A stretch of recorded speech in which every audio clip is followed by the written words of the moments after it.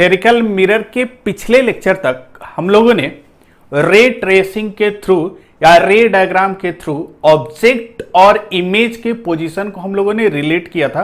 लेकिन ray tracing यानी आप कह सकते हो कि जो हम लोग रे डायग्राम के थ्रू जब ऑब्जेक्ट और इमेज के को रिलेट करते हैं, उनके लोकेशन को जब रिलेट करते हैं, तो एक अप्रॉक्स आइडिया कह सकते हो कि अप्रॉक्स रिजल्ट मिलता है कि इमेज का लोकेशन क्या होगा। जैसे कहने का मतलब क्या है कि आपने देखा था कि कुछ कुछ केसेस में हम लोग with the help of ray tracing या with the help of ray diagram हम लोग इमेज के लोकेशन को बता पा रहे थे with the help of ray diagram, अगर ऑब्जेक्ट का पोजीशन पता हो तो। जैसे कहने का मतलब क्या है कि आपने देखा था कि कॉनकेव मिरर के केस में अगर ऑब्जेक्ट इंफिनिटी पर है तो उसका इमेज जो फॉर्म होगा वो रियल इमेज फॉर्म होगा और फोकस और फॉर्म होगा, और ये एग्जैक्ट लोकेशन हम लोगों को पता चल पा रहा था with the help of ray diagram.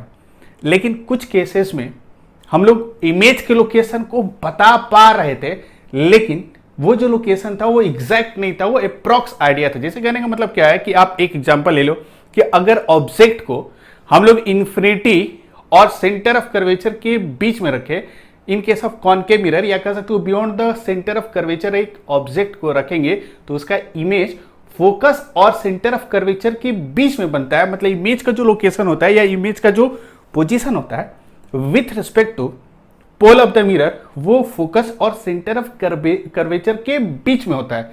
लेकिन एक अप्रॉक्स आइडिया है अबाउट द लोकेशन और about the position of the image, लेकिन ये आपको एग्जैक्ट इंफॉर्मेशन नहीं देता है। ये जस्ट हम लोग को पता चल रहा है कि in case of concave mirror अगर ऑब्जेक्ट बियॉन्ड सी है तो उसका जो इमेज फॉर्म होगा वो फोकस और सेंटर ऑफ कर्वेचर के बीच में फॉर्म होगा। लेकिन एग्जैक्ट वो पोल से कितने डिस्टेंस पर, मतलब एग्जैक्ट किस लोकेशन पर वो इमेज फॉर्म होगा, ये हम बता नहीं पाते हैं with the help of ray tracing या with the help of ray diagram, क्योंकि नो डाउट एक अप्रॉक्स आइडिया मिल रहा है कि जो इमेज का लोकेशन होगा वो फोकस और सेंटर ऑफ कर्वेचर के बीच में होगा। लेकिन फोकस और सेंटर ऑफ कर्वेचर के बीच में इनफाइनाइट लोकेशंस है, उसको हम एग्जैक्ट नहीं बता पा रहे with the help of ray diagram और with the help of ray tracing. ठीक है, तो हुआ क्या कि जो रे डायग्राम है एक विजुअल फील हम लोग को देता है, नो डाउट इमेज के लोकेशन को लेकर या इमेज के बारे में एक विजुअल फील हम लोगों को मिलता है with the help of ray diagram. और ये जो आइडिया था रे डायग्राम का या रे ट्रेसिंग का, ये बहुत ही इंपॉर्टेंट कह सकते हो कि, और कह सकते हो बहुत ही फंडामेंटल आइडिया है जिसके थ्रू हम लोग ऑब्जेक्ट और इमेज के कंसेप्ट को समझ पा रहे थे। लेकिन इस आइडिया के साथ दिक्कत ये थी कि हम एग्जैक्ट लोकेशन जो इमेज का फॉर्म हो रहा था for the given position of the object हम पता नहीं कर पा रहे थे। और हमको पता है कि अगर किसी भी लोकेशन पोजीशन की जब भी हम लोग बात करते हैं तो डेफिनेटली वह हम मैथ के कंसेप्ट को, मैथ के आइडिया को इंट्रोड्यूस करते हैं, जिसकी वजह से हम प्रेसाइज नॉलेज या प्रेसाइज इंफॉर्मेशन हम लोग को मिल पाए about the position of the image. तो हम लोग यहाँ पर भी उसी तरह का सिमिलर सिचुएशन लेते हैं कि इसको नो डाउट हम लोग फंडामेंटल जो तरीका है रे डायग्राम उसको ध्यान में रखेंगे, लेकिन इसके साथ साथ एक नए मैथमेटिकल कह सकते हो कि कैलकुलेशन पर हम लोग चलते हैं, जहां पर ऑब्जेक्ट और इमेज के पोजीशन को हम लोग क्या करेंगे, रिलेट करेंगे with the help of mathematics. और आपको अच्छी तरह से पता है कि जब हम लोग मैथ का यूज कर लेते हैं तो वहां पर जो भी रिलेशन मिलेगा इमेज का और ऑब्जेक्ट के बीच का के डिस्टेंस का, वो हम लोगों को एग्जैक्ट आप कह सकते हो कि लोकेशन बताएगा इमेज का। तो अभी हम लोगों का मेन फोकस क्या है कि जो भी हम लोग रे डायग्राम के थ्रू पढ़े थे उसको मैथमेटिकली अब डिस्क्राइब करेंगे। यानी सिंपल सा एक ही हम लोग ध्यान रखेंगे कि अब हम लोग इमेज के पोजीशन को या इमेज के लोकेशन को और ऑब्जेक्ट के लोकेशन को रिलेट करते हैं मैथमेटिकली, और ये आइडिया हम लोगों के लिए काफी प्रिसाइज इंफॉर्मेशन देगा। जैसे कहने का मतलब इसको हम लोग कैसे रिलेट करेंगे। ठीक है, तो रिलेट करना हो हम लोगों को मेन मोटिव क्या हो गया कि इमेज डिस्टेंस और ऑब्जेक्ट डिस्टेंस को हम लोग रिलेट करेंगे। लेकिन इसके लिए भी हम लोग क्या करेंगे, जो रे डायग्राम है उसका हेल्प लेकर ही हम लोग क्या करेंगे, इन दोनों को रिलेट करेंगे। तो इसके लिए हम लोग करते क्या है कि दो मिरर ले लेते हैं हम लोग। नो डेफिनेटली स्फेरिकल मिरर पढ़ रहे हैं तो स्फेरिकल मिरर कितने होते हैं, दो होते हैं, एक होता है कॉनकेव, दूसरा होता है कॉन्वेक्स। अब दोनों मिरर को हम लोग ड्रॉ करते हैं और दोनों में एक गिवन ऑब्जेक्ट है उसका डिस्टेंस अगर हमको पता है तो उसके करस्पॉन्डिंग जो इमेज बनेगा उसका लोकेशन क्या होगा ये हम पता करने की कोशिश करते हैं। ठीक है, तो सपोज करो फर्स्ट कंडीशन में हम लोग करते हैं क्या है, एक जो मिरर है वो हम लोग कॉनकेव मिरर ले लेते हैं, और जो कॉनकेव मिरर है, और मैंने आपको बताया था कि मिरर बनाते समय आप जल्दी नहीं करोगे, मतलब कोशिश करना कि जो सर्कल हो वो थोड़ा ढंग से बने। ठीक है, बाकी नहीं भी बने तो कोई दिक्कत नहीं है। तो एक सर्कल हम लोग इस तरह कुछ बनाएंगे, और अभी जो मिरर हम लोग लेंगे ये हम लोग को पता है कि जो भी मिरर हम लोग लेने वाले हैं ये बहुत ही स्मॉल एपर्चर का मिरर होगा। ठीक है, तो हम लोग क्या करेंगे, इतना छोटा सा एपर्चर का एक कॉनकेव मिरर हम लोग बनाते हैं, क्योंकि एपर्चर जितना छोटा होगा हम लोग का कह सकते हो कि रिलेशन क्या होगा उतना ही अच्छा है, क्योंकि हम लोग कोशिश क्या करते हैं कि इस मिरर पर जो भी ऑब्जेक्ट से रेज ऑफ लाइट इंसिडेंट हो वो पैरेक्सियल हो, मार्जिनल को हम कंसिडर नहीं करते हैं, तो उसको अवॉइड करते हैं। ठीक है, तो आप कह सकते हो कि यहां पर इसका सेंटर ऑफ कर्वेचर होगा, और ऐसे कुछ प्रिंसिपल एक्सिस हम लोग ड्रॉ कर देते हैं, क्योंकि ये ऐसा हो गया, ये पोल हो गया, और कह सकते हो कि ये सेंटर ऑफ कर्वेचर ऐसा हम लोग ले लेते हैं। ठीक है, तो सपोज करो एक कॉनकेव मिरर हम लोग ले लेते हैं, और इस कॉनकेव मिरर की अगर मैं बात करूं तो अब चलो करेंगे क्या कि इस कॉनकेव मिरर से के सामने एक ऑब्जेक्ट हम लोग ले लेते हैं। ठीक है, और इस ऑब्जेक्ट की मैं बात करूं, इसको हम यहां प्लेस कर देते हैं। सपोज करो इस ऑब्जेक्ट को हम यहां प्लेस कर दिए, एक ऑब्जेक्ट यहां प्लेस कर देते हैं। ठीक है, अब ये आपको बताना है कि इस ऑब्जेक्ट को अगर प्लेस करेंगे, ठीक है, इसका लोकेशन जो भी है पोल से मेजर करेंगे, पोल से इसका लोकेशन PO, इस डिस्टेंस का नाम दे सकते हैं PO है। ठीक है, अब देखो इसका इमेज कहीं ना कहीं बनेगा, और इमेज जहां भी बनेगा उसका जो डिस्टेंस होगा पोल से, वो जो डिस्टेंस होगा और ऑब्जेक्ट का डिस्टेंस, इन दोनों को रिलेट करना है हम लोगों का मेन मोटिव ये है। ठीक है, और हम लोग यहां पर जो मिरर ले रहे हैं, कौन सा ले रहे हैं अभी, कॉनकेव मिरर ले रहे हैं, फिर इसके बाद हम लोग कॉन्वेक्स मिरर पर आएंगे। लेकिन अब सोच के बताओ कि अगर ऑब्जेक्ट, अगर हम लोग इस कॉनकेव मिरर के सामने कह सकते हो बियॉन्ड सी एक ऑब्जेक्ट हम प्लेस कर दिए, और ये जो ऑब्जेक्ट का नेचर होगा ये क्या है, पॉइंट ऑब्जेक्ट है। आप देख सकते हो ये कौन सा ऑब्जेक्ट है, पॉइंट ऑब्जेक्ट है। इसका इमेज कहीं ना कहीं फॉर्म होगा, पहले हम लोग इमेज बनाते तब इमेज और ऑब्जेक्ट के डिस्टेंस को रिलेट कर सकते हैं। लेकिन देखो यहां पर मैथमेटिकल रिलेशन में आने से पहले अब हम लोगों को रे डायग्राम का ही नीड है, और रे डायग्राम के थ्रू पहले इमेज को लोकेट करने की कोशिश करते हैं। ठीक है, इसका इमेज कहां बनेगा, तो हम लोग को पता है कि इस पॉइंट ऑब्जेक्ट का इमेज अगर ये प्रिंसिपल एक्सिस पर है तो प्रिंसिपल एक्सिस पर ही कहीं बनेगा, लेकिन एग्जैक्टली वो कहां बनेगा उसके लिए हम लोगों को कुछ रेज ऑफ लाइट चाहिए जो ऑब्जेक्ट से निकलकर इस मिरर पर इंसिडेंट हो, और आफ्टर रिफ्लेक्शन जहां कट करेगा वो इमेज का लोकेशन होगा। और इमेज का लोकेशन पता करने के लिए दैट मींस हमको यहां से रेज ऑफ लाइट इस मिरर पर इंसिडेंट कराना होगा, फिर रिफ्लेक्शन के बाद देखना होगा कहां कट कर रही है। तो कितना रेज हम लोग को चाहिए, तो पॉइंट ऑब्जेक्ट का केस हो या कह सकते हो एक्सटेंडेड ऑब्जेक्ट हो, दोनों केस में मिनिमम किसी भी पॉइंट ऑब्जेक्ट का इमेज बनाने के लिए 2 रेज ऑफ लाइट काफी होता है, उस ऑब्जेक्ट से हम लोग निकालने की कोशिश करेंगे। ठीक है, तो इस ऑब्जेक्ट से हम लोग क्या करेंगे, 2 रेज ऑफ लाइट कंसीडर करेंगे। ठीक है, तो एक रेज ऑफ लाइट हमको पता है कि बहुत सिंपल सा रेज ऑफ लाइट लेते हैं, और यह जो रेज ऑफ लाइट है आप देख सकते हो, और मैंने आपको यह भी बताया था कि अगर ऑब्जेक्ट प्रिंसिपल एक्सिस पर है तो हम लोग कोई मतलब जो स्पेशल 4 रेज ऑफ लाइट हम लोग डिफाइन किए थे एक्सटेंडेड ऑब्जेक्ट के केस में, उनकी कोई नीड नहीं है, हम कोई भी 2 आर्बिट्ररी रेज ऑफ लाइट ले सकते हैं इन केस ऑफ कह सकते हो कि पॉइंट ऑब्जेक्ट अगर वो प्रिंसिपल एक्सिस पर है तब। अगर ये प्रिंसिपल एक्सिस पर नहीं होता तो उन 4 स्पेशल रेज में से 2 स्पेशल रेज हमको कंसिडर करना पड़ता है, जिसको हम लोग लाइफ लाइन करते हैं। लेकिन फॉर दिस ऑब्जेक्ट हम लोग टोटल कितना हम लोगों को चाहिए, 2 ही रेज ऑफ लाइट चाहिए, कोई स्पेशल नहीं चाहिए, कोई भी 2 रे ऑफ लाइट ले सकते हैं। ठीक है, तो एक सबसे अच्छा क्या होता है कि एक सही रे ऑफ लाइट हम लोग ये वाला ले लेते हैं। मेरे ख्याल से ये जो प्रिंसिपल एक्सिस हम लोगों का है थोड़ा सा सही नहीं बना है, इसको हम लोग सही से ड्रॉ कर देते हैं। ये कुछ इस तरह होगा।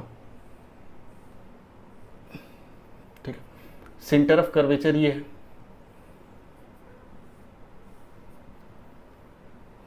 ये कुछ इस तरह आएगा। ठीक है, और पॉइंट ऑब्जेक्ट को हम लोग यहां रख देते हैं।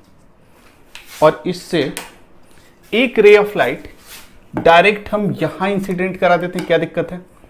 और ये जो भी रे ऑफ लाइट यहां से ऐसे सीधे जाएगा वो आफ्टर कह सकते हो रिफ्लेक्शन, और after hitting the mirror it gets reflected back along PO। ये ऑब्जेक्ट O था, ये ऑब्जेक्ट O है और ये पॉइंट P है, तो यहां से एक रे ऑफ लाइट ऐसे जाएगा और P पॉइंट को हिट किया फिर वापस आ जाएगा, ठीक है। और ये कह सकते हो कि रिफ्लेक्टेड बैक हो गया, इस तरह हम लोग दिखा दिए। नेक्स्ट एक रे ऑफ लाइट और हम लोग ऐसे कुछ ले लेते हैं जो कुछ एंगल से इसको हीट करे। तो ऐसा रे ऑफ लाइट कोई भी ले सकते हैं, इसके लिए कोई स्पेशल रेज ऑफ लाइट नहीं चाहिए। और यह जो रेज ऑफ लाइट है कुछ ऐसे जाके वापस इस तरह, अब ये सोचो ये रेज ऑफ लाइट जैसे इसको हिट करेगा, आफ्टर हिटिंग द मिरर वो फिर रिफ्लेक्ट होगा, तो रिफ्लेक्ट होगा तो आफ्टर रिफ्लेक्शन ये कैसे जाएगा, ये कैसे हम लोग डिसाइड करेंगे? तो हमको पता है कि रिफ्लेक्शन अगर होगा तो यहाँ लॉज ऑफ रिफ्लेक्शन फॉलो होगा और वहां पर एक नॉर्मल ड्रॉ करना होगा। तो उस पॉइंट पर हम लोग करते क्या है, एक नॉर्मल ड्रॉ कर देते हैं। और नॉर्मल कैसे ड्रॉ करते हैं, जो सेंटर ऑफ कर्वेचर होता है और इस पॉइंट को एक कह सकते हो इस तरह इस लाइन से हम लोग ज्वाइन कर देते हैं। और ये जो भी लाइन होता है इस लाइन को हम लोग क्या कहेंगे, नॉर्मल कहेंगे, ठीक है। तो ये जो लाइन है ये हम लोग का नॉर्मल है, ठीक है। अब सोचो आफ्टर रिफ्लेक्शन या जो रेज ऑफ लाइट है सेम एंगल के साथ रिफ्लेक्ट हो जाएगा और ये कट करेगा प्रिंसिपल एक्सिस को कहीं ना कहीं इस तरह, सेम एंगल से ये रिफ्लेक्ट हो जाएगा और आफ्टर रिफ्लेक्शन ये कट करेगा प्रिंसिपल एक्सिस को कुछ इस तरह, ठीक है। और जहां कट करेगा उस लोकेशन को हम लोग कहेंगे, ये किसका लोकेशन है, इमेज का आई, ठीक है। और ये लोकेशन किसका है, ऑब्जेक्ट O का, ठीक है। अब देखो क्लियर, इस तरह हम लोगों ने ड्रॉ कर दिया नॉर्मल, ठीक है। अब देखो करना क्या है, हम लोग रे डायग्राम का हेल्प ले चुके हैं। अब यहां पर हम लोगों को करना क्या है कि ये जो ऑब्जेक्ट का डिस्टेंस है, कौन सा डिस्टेंस होगा, OP जो डिस्टेंस है और जो PI डिस्टेंस है, इसको रिलेट करना है। इसको रिलेट करने के लिए हम लोग करेंगे क्या, ट्रिगो का हेल्प लेते हैं। और कैसे हेल्प लेंगे, तो आप देख सकते हो ये वाला जो एंगल होगा, इस एंगल का नाम हम सपोज करो अल्फा दे देते हैं। ये जो इंसिडेंट रेज ऑफ लाइट जो O से निकलकर इस मिरर को हिट करा, इस पॉइंट को नाम M दे देते हैं। इस पॉइंट का नाम क्या दे दिए, M दे दिए। जहां हिट कर रहा इस पॉइंट का नाम M दे दिए। और ये जो इंसिडेंट रेज ऑफ लाइट है प्रिंसिपल एक्सिस के साथ एंगल कितना बना रही है, अल्फा। और ये जो सेंटर ऑफ कर्वेचर है से पास करने वाला जो नॉर्मल है, इस एंगल का नाम हम दे देते हैं बीटा। और यहां से जो भी ये एंगल फॉर्म होगा इसका नाम दे देते हैं गामा, ठीक है। ये तीन एंगल का नाम हम कुछ भी लेट कर लेते हैं, ठीक है। ये अल्फा बीटा और गामा ले लिए। और सपोज करो ये एंगल थीटा से इसको हिट कर रहा है, यहां पर ये एंगल कितना होगा, थीटा। सेम एंगल के साथ रिफ्लेक्ट होगा थीटा, ठीक है। ये हम लोग देख सकते हैं कि इस नॉर्मल के साथ ये जितना एंगल फॉर्म करेगा थीटा एंगल, उतने ही एंगल के साथ ये क्या होगा, रिफ्लेक्ट हो जाएगा, ठीक है, लॉज ऑफ रिफ्लेक्शन के अकॉर्डिंग। अब नेक्स्ट क्या करेंगे हम लोग, ठीक है। अब हम लोग करते क्या है, अब रिलेट करने के लिए अब देखते हैं कि कुछ ट्रायंगल हम लोग को मिलेगा। क्योंकि मैंने आपको बताया था कि ऑलवेज हम लोग कोशिश क्या करेंगे, जब भी हम मिरर या कुछ भी ज्योमेट्रिकल ऑप्टिक्स में पढ़ेंगे तो कह सकते हो कि यहाँ ज्योमेट्री का ट्रिगो का यूज करना कंपलसरी होता है। क्योंकि विदाउट ज्योमेट्री और ट्रिगो आप कोई भी रिलेशन नहीं फाइंड आउट कर सकते हो, तो उसके लिए आपको ट्रायंगल चाहिए। तो यहाँ देखो, अगर मैं इस ट्रायंगल की बात करूं, क्योंकि देखो डिस्टेंस अगर रिलेट करना है, इस OP को और PI को अगर रिलेट करेंगे तो इसको रिलेट करने के लिए हमको ट्रायंगल कंसिडर करना होगा।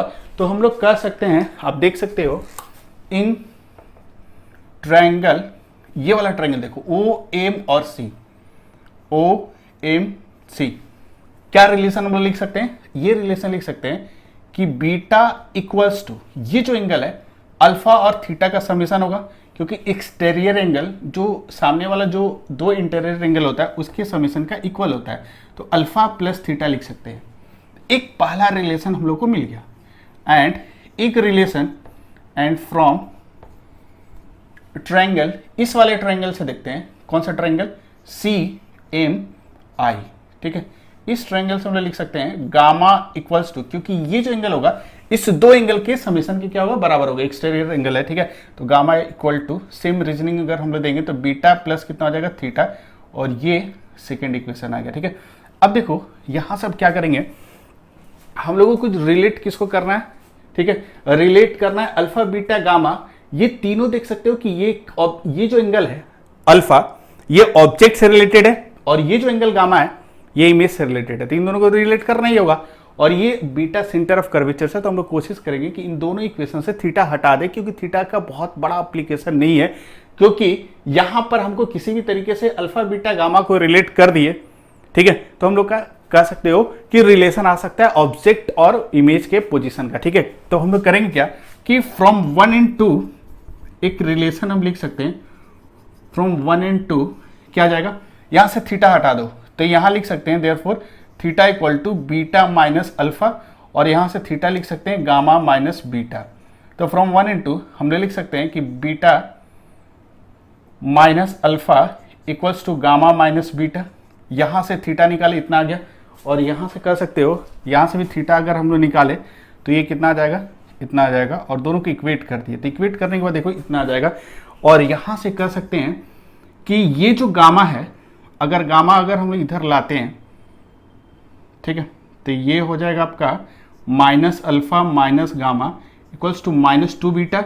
गामा को इधर ला दिए, बीटा को उधर लेके चले गए, ठीक है, यहां तक मेरे ख्याल से कोई दिक्कत नहीं होगा। नेक्स्ट क्या करोगे, ये जो नेगेटिव साइन है हटा देते हैं, तो alpha plus gamma equals to कितना आ गया, 2 बीटा आ गया, ठीक है। तो एक रिलेशन हम लोग को ये मिल गया, और ये जो रिलेशन है ये अल्फा बीटा और गामा एक दूसरे को रिलेट करा इस रिलेशन से, ठीक है। ये जो रिलेशन है ये हम लोग का फाइनल रिलेशन है। अब देखो क्या करोगे, लेकिन अभी हम लोग का जो एक्चुअल रिलेशन चाहिए था वो रिलेशन मिला ही नहीं। ये जो रिलेशन मिला है ये एंगल के बीच का रिलेशन मिला है, लेकिन हम लोगों को डिस्टेंसेस को रिलेट करना था। डिस्टेंसेस को रिलेट करने के लिए अब हम लोग करेंगे क्या, ध्यान से देखना कि यहां पर एक परपेंडिकुलर ड्रॉप करते हैं, और ये जो परपेंडिकुलर है आप देख सकते हो इस तरह कुछ ड्रॉप कर देते हैं, इस एम से इस प्रिंसिपल एक्सिस पर एक परपेंडिकुलर ड्रॉप कर देते हैं, और ये जो परपेंडिकुलर है इसको हम लोग क्या लिख देते हैं, पी डैश लिख देते हैं, ठीक है। सपोज करो कि एम से इस प्रिंसिपल एक्सिस पर एक परपेंडिकुलर डाल दिया, ठीक है। अगेन यहां से एक रिलेशन लिख सकते हो, again alpha beta and gamma are very small, very small. और ये स्मॉल क्यों है, क्योंकि कंडीशन क्या है कि जो रेज ऑफ लाइट हम लोग ले रहे हैं ये पैरेक्सियल रेज है, पैरेक्सियल अप्रोक्सीमेशन, पैरेक्सियल अप्रोक्सीमेशन अगर हम अप्लाई करें, क्योंकि देखो यहां पर सिंपल सी बात है, हम लोग जो एपर्चर ले रहे थे उस मिरर का मैंने बनाते समय ही आपको पूरा क्लियर कर दिया था कि जो एपर्चर होता है इतना मतलब कह सकते हो कम एपर्चर होता है कि जो भी रेज ऑफ लाइट उसको हीट करेगा उस कॉनकेव मिरर को, वो ऑलवेज पैरेक्सियल इन नेचर होगा। पैरेक्सियल का मतलब क्या होता है कि ये जो एंगल होगा, अगर ये पैरेक्सियल है दैट मींस अल्फा बीटा और गामा तीनों का तीनों जो एंगल होगा बहुत ही छोटा होगा। बहुत छोटा का मतलब क्या होगा, लेस देन 5 डिग्री होगा, क्योंकि जो भी एंगल ऑफ इंसिडेंस होता है पैरेक्सियल रेज ऑफ लाइट का कंडीशन क्या होता है कि एंगल ऑफ इंसिडेंस बहुत ही कम होता है। तो हम लोग कहने का मतलब क्या है कि यहां से जो भी रेज ऑफ लाइट जा रही हैं तो ये जो अल्फा बीटा और गामा होगा तीनों के तीनों एंगल क्या होगा, बहुत ही छोटा होगा। तो इससे बेनिफिट क्या मिलेगा कि अल्फा बीटा और गामा जब बहुत छोटा होता है तो हम लोग करते क्या है कि alpha approx equal to 10 alpha लिख सकते हो, ठीक है, और beta approx equal to 10 beta लिखा जा सकता है, and gamma approx equal to 10 gamma हम लोग लिख सकते हैं। ये ध्यान रखना, ये जो अल्फा है this is equal to 10 alpha, beta जो है 10 बीटा, और गामा क्या लिख सकते हैं, 10 गामा लिख सकते हैं, ठीक है। ये इसलिए हम लोग लिख रहे हैं, ये अप्रोक्सीमेशन का बेनिफिट हम उठा रहे हैं। क्यों उठा रहे हैं, क्योंकि हम लोगों को करना क्या था कि ऑब्जेक्ट डिस्टेंस और इमेज डिस्टेंस को रिलेट करना था। इसको रिलेट करने के लिए जो अल्फा गामा और बीटा था इसको हम लोग 10 के फॉर्म में कन्वर्ट करें, और हम लोग कर सकते हैं क्योंकि यहां पर क्लियरली ये हम लोग अभी तक जितना कुछ भी पढ़े हैं in case of concave mirror या कॉन्वेक्स मिरर जो भी रेज ऑफ लाइट लेते हैं वो पैरेक्सियल होता है, और पैरेक्सियल होगा तो अल्फा बीटा और गामा छोटा होगा। तो इसका बेनिफिट हमको क्या मिला कि हम अल्फा को 10 अल्फा लिख सकते हैं, बीटा को tan बीटा लिख सकते हैं और गामा को tan गामा लिख सकते हैं। तो इससे बेनिफिट क्या होगा, इस इक्वेशन को अगर हम थर्ड मान लें, थर्ड इक्वेशन मान लें, तो थर्ड से हम लोग लिख सकते हैं कि फ्रॉम थर्ड ऐसे लिख सकते हैं कि अल्फा की जगह tan अल्फा प्लस बीटा की जगह tan beta equals to 2 tan beta लिख सकते हैं। इससे बेनिफिट क्या होगा देखो ध्यान से, ठीक है। और ऐसे कह सकते हो देयरफॉर, और tan अल्फा को क्या लिख सकते हैं, tan अल्फा को अभी इसको इस फॉर्मेट में लिखने से बेनिफिट क्या मिलेगा अभी आपको पता चलेगा। tan अल्फा को क्या लिख सकते हैं, tan अल्फा जो आएगा वो परपेंडिकुलर बाई बेस, इस अगर राइट एंगल ट्रायंगल की अगर हम बात करें ओ एम और पी डैश, अगर इस ट्रायंगल की मैं बात करूं ओ एम और पी डैश, इस ट्रायंगल में आप देख सकते हो कि ये जो एम पी डैश है ये परपेंडिकुलर है, तो हम लिख सकते हैं परपेंडिकुलर बाई बेस लिख सकते हैं। तो tan alpha M P dash by ये जो डिस्टेंस है बेस, ये क्या आ जाएगा O P dash plus tan beta को क्या लिख सकते हैं, tan बीटा इस ट्रायंगल में सी एम पी डैश में, इसमें tan बीटा ये एग्जैक्टली ऐसे थोड़ा सा हम लोग अब परपेंडिकुलर सही से लग रहा है, ठीक है। अब इस ट्रायंगल की अगर मैं बात करूं सी एम और पी डैश में, इस राइट एंगल ट्रायंगल में अगर आप देखोगे तो ये परपेंडिकुलर है एम पी डैश और डिवाइडेड बाई ये वाला डिस्टेंस यहां से यहां तक, तो ये सी पी डैश आ जाएगा, ठीक है। सॉरी यहां पर मैंने गलती कर दी, ये tan गामा होगा क्योंकि यहां पर गामा है ना भाई, तो इस गामा की जगह हम लोग क्या लिखेंगे tan गामा लिख सकते हैं, tan बीटा नहीं, एम पी डैश सॉरी इस ट्रायंगल में हमको कंसीडर करना चाहिए आई एम पी डैश से tan गामा निकलेगा, तो परपेंडिकुलर बाई बेस, बेस कितना हो जाएगा आई पी डैश लिख सकते हैं इक्वल्स टू 2 tan बीटा, इस वाले ट्रायंगल से सी एम पी डैश से निकल जाएगा tan बीटा, और ये कितना आ जाएगा परपेंडिकुलर बाई बेस, बेस कितना आ जाएगा सी पी डैश, ठीक है। अब देखो क्या करोगे, यहां से एलएचएस में और आरएचएस में एमपी डैश है तो डेफिनेटली ये कैंसिल हो जाएगा, इट विल गेट कैंसिल्ड, ठीक है। एमपी डैश, तो यहां से क्या बचेगा 1 by OP dash plus 1 by IP dash equals to 1 by CP dash, ठीक है। अच्छा ये बताओ ओपी डैश ये जो डिस्टेंस है, ये डिस्टेंस गिवन है क्या, ओपी डैश की अगर मैं बात करूं, एक रिलेशन हम लोगों को मिला डिस्टेंस के बीच में, लेकिन ये रिलेशन भी हम लोगों के काम का रिलेशन नहीं है, क्योंकि सबसे बड़ी दिक्कत क्या है कि अगर आप ध्यान से देखो ओपी डैश हम लोगों को नहीं पता है, ओपी डैश मतलब ये वाला डिस्टेंस और ये डिस्टेंस हमको पता नहीं, लेकिन एक बेनिफिट फिर हम लोग उठा सकते हैं पैरेक्सियल अप्रोक्सीमेशन का, अगर इसका एपर्चर बहुत छोटा है तो ये पॉइंट और ये पॉइंट के बीच का ये जो डिस्टेंस होगा, दिस डिस्टेंस, ये वाला जो डिस्टेंस है डेल एक्स, जो भी डिस्टेंस आएगा इट इज टेंडिंग टू 0, ये जो डिस्टेंस है लगभग टेंडिंग टू 0 होगा, मतलब 0 के बहुत क्लोज होगा, तो क्या हम पी डैश को पी लिख सकते हैं, कोई दिक्कत नहीं है भाई, क्योंकि इस डिस्टेंस में और इस वाले डिस्टेंस में OP dash can be written as OP because this separation, क्योंकि ये क्या है एपर्चर बहुत छोटा ले रहे हो, तो ये लगभग स्ट्रेट लाइन है, तो लगभग स्ट्रेट लाइन होगा, तो ये वाला जो परपेंडिकुलर यहां ड्रॉप कर रहे हो तो अप्रोक्स इसको मान सकते हैं कि यहां पर ये परपेंडिकुलर है, ठीक है। क्योंकि ये हमेशा ध्यान रखना है कि स्मॉल एपर्चर लिए थे, तो इसलिए हम लोग कह सकते हैं कि ये जो गैप होता है, ये जो परपेंडिकुलर ड्रॉप करें पी डैश, ये लगभग क्या होगा, इन दोनों के बीच का गैप लगभग टेंडिंग टू 0 होगा, क्योंकि पैरेक्सियल रेज ऑफ लाइट है, और दूसरी बात कह सकते हैं एपर्चर बहुत छोटा है, तो इसलिए P dash can be written as P, P dash को कैसे लिख सकते हैं हम लोग, पी लिख सकते हैं, ठीक है। या सिंपल कह सकते हो this distance OP dash can be written as OP, मतलब हम लोग कह सकते हैं कि जो पी डैश है पी डैश को रिप्लेस कर सकते हैं पी से, तो यहां पर इंप्लाइज दैट, इसको हम लोग करते क्या है, और ऐसे लिख सकते हो 1 बाई ओपी लिख सकते हैं प्लस 1 बाई आईपी लिख सकते हैं इक्वल्स टू 1 बाई सीपी लिख सकते हैं, because OP dash approx equal to OP, IP dash approx equal to IP, और CP dash approx equal to CP, ऐसे लिख सकते हैं because of small aperture of the mirror, because of small aperture of the mirror, small aperture of the mirror, ऐसे लिख सकते हैं, ठीक है। अब देखो इससे बेनिफिट क्या हुआ, इससे बेनिफिट ये हुआ, अच्छा सॉरी यहां पर 2 आएगा, 2 तो मिसिंग था, 2 यहां पर आ जाएगा, क्योंकि 2 तो यहां रहेगा ही, तो 2 रहेगा, ठीक है। ये जो रिलेशन आ रहा, इस रिलेशन की मैं बात करूं तब ये रिलेशन हम लोगों के लिए काम की रिलेशन है। क्यों? ध्यान से देखो, ओपी को हम लोग क्या लिख सकते हैं? ओपी का मतलब क्या है? ओपी मतलब ऑब्जेक्ट का लोकेशन जो है उसका नाम दिए ओ का मतलब क्या? ऑब्जेक्ट का लोकेशन, और पी क्या? पोल। और पोल और ऑब्जेक्ट के बीच का डिस्टेंस कितना? ओपी है। This OP is called object distance. और ये जो आईपी होगा, आई और पी के बीच का डिस्टेंस ये वाला, ये आईपी क्या है? इमेज का डिस्टेंस। और ये जो है सीपी, यहां से सी और पी, ये क्या है? सेंटर ऑफ कर्वेचर और पोल के बीच का distance, this is called radius of curvature. ये भी दिया हुआ रहेगा क्योंकि जो मिरर यूज करेंगे उसका रेडियस ऑफ कर्वेचर पता होगा। तो यहां पर हम लोग लिख सकते हैं therefore OP is called object distance, object distance from pole. कहां से?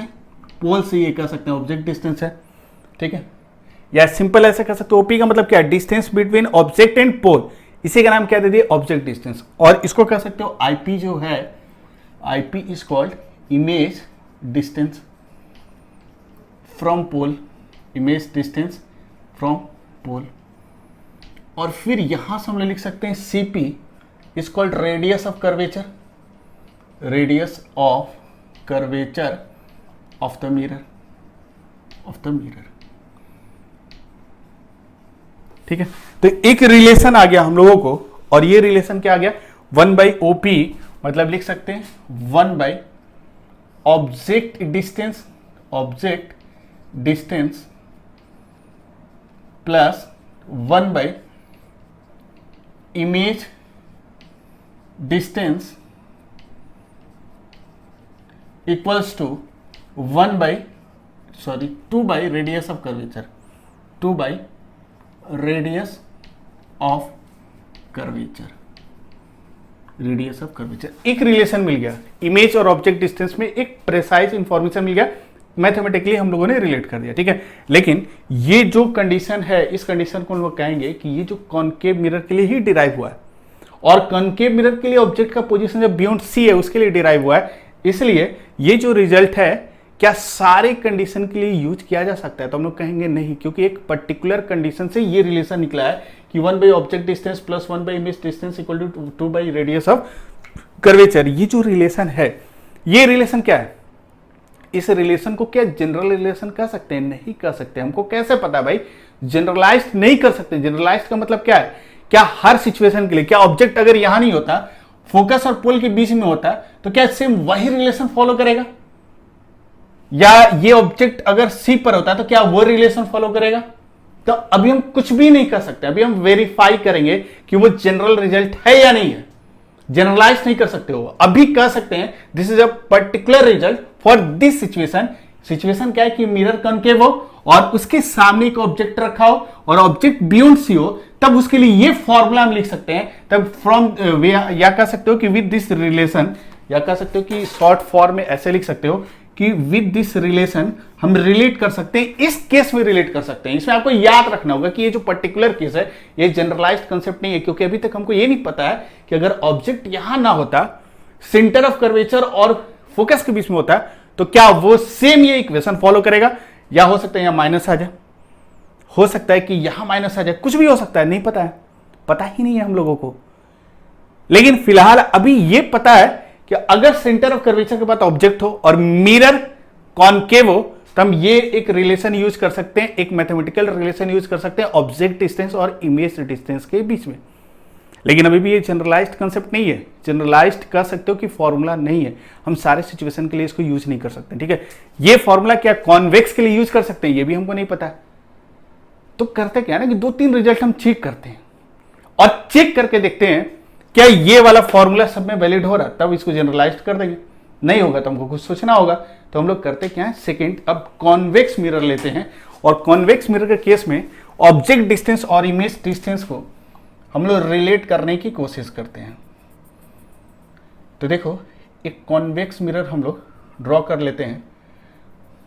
तो देखो, सर्कल हम लोग थोड़ा सही से बनाएंगे। तो इस तरह कुछ ढंग से सर्कल हम लोगों का इस तरह बन गया। अब ये सर्कल जैसे ही बना, कॉन्वेक्स मिरर किधर बनाओगे? उस तरफ उसका रिफ्लेक्टिंग सरफेस नहीं रखेंगे, क्योंकि मैंने आपको स्टार्टिंग से बताया कि जब भी मिरर बनाना तो रिफ्लेक्टिंग सरफेस हमेशा लेफ्ट की तरफ रखोगे, ठीक है। तो यहाँ पर करते क्या है कि बहुत स्मॉल एपर्चर का, और क्यों लेते हैं आपको पता है, क्योंकि जो भी रेज ऑफ लाइट आना चाहिए वो पैरेक्सियल आना चाहिए, इसलिए स्मॉल एपर्चर का एक कॉन्वेक्स मिरर हम लोग बनाते हैं। स्मॉल एपर्चर मतलब अप्रॉक्स ये स्ट्रेट होना चाहिए। कह रहे यहाँ स्ट्रेट नहीं दिखाएं क्योंकि और भी हमको कैलकुलेशन करना है। ये इसका सेंटर ऑफ कर्वेचर है, ये इसका पोल है, ठीक है, क्लियर। और इस प्रिंसिपल एक्सिस पर, ठीक है, ये जो डेरिवेशन था फॉर कॉनकेव मिरर, लेकिन एक कॉनकेव मिरर के लिए सारे केसेस के लिए नहीं था, only for a particular case when the object is beyond सी।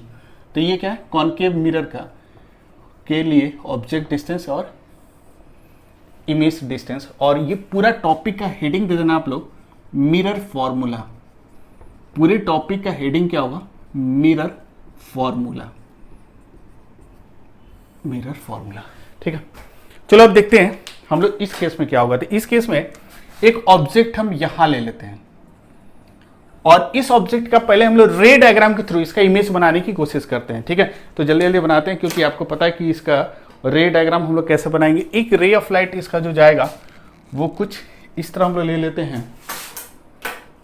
ये ऑब्जेक्ट को ऐसे ब्लैक्स दिखा देते हैं, ये ऑब्जेक्ट है, ठीक है। और इसका रे डायग्राम बनाने के लिए एक ray of light along the principal axis ले लेते हैं, और आपको पता है कि after reflection it will get reflected back along PO, और एक रे ऑफ लाइट एक सर्टेन एंगल पर इंसिडेंट करा देते हैं, और इसको जैसे इंसिडेंट कराएंगे तो इस तरह कुछ इंसिडेंट करा देते हैं, ठीक है। अब ये बताओ आफ्टर रिफ्लेक्शन ये जो रे ऑफ लाइट है कैसे जाएगा। इसके लिए इस पॉइंट पर नॉर्मल ड्रॉ करना होगा। नॉर्मल ड्रॉ करने के लिए इसको सेंटर ऑफ कर्वेचर और ये जो पॉइंट ऑफ इंसिडेंस है इसको हम लोग एक लाइन से मिला देते हैं।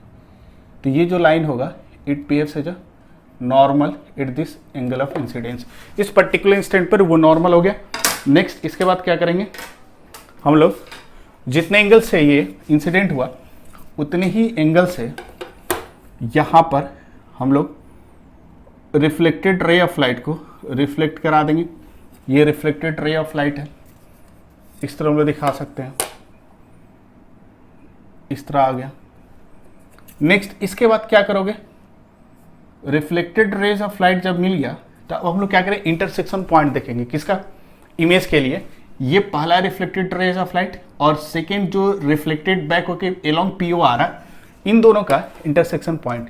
तो इसको एक्सटेंड करना होगा क्योंकि ऑब्जर्वर इधर होगा तो वो इसका और इसका इंटरसेक्शन पॉइंट देखेगा। तो इंटरसेक्शन पॉइंट कैसे देखेगा, तो इसको पीछे प्रोड्यूस कर देते हैं इस तरह, और इसको इधर पीछे प्रोड्यूस कर दिए, यहाँ कट करेगा, और यहाँ पर जो भी बनेगा वो क्या बनेगा, इमेज। इसको हम लोग दिखा दिए, लोकेशन ऑफ इमेज। अच्छा, इमेज के बारे में और छोटा सा इंफॉर्मेशन देते हैं। इमेज क्या होता है, इमेज आप कह सकते हो एक ऑप्टिकल इल्यूजन होता है।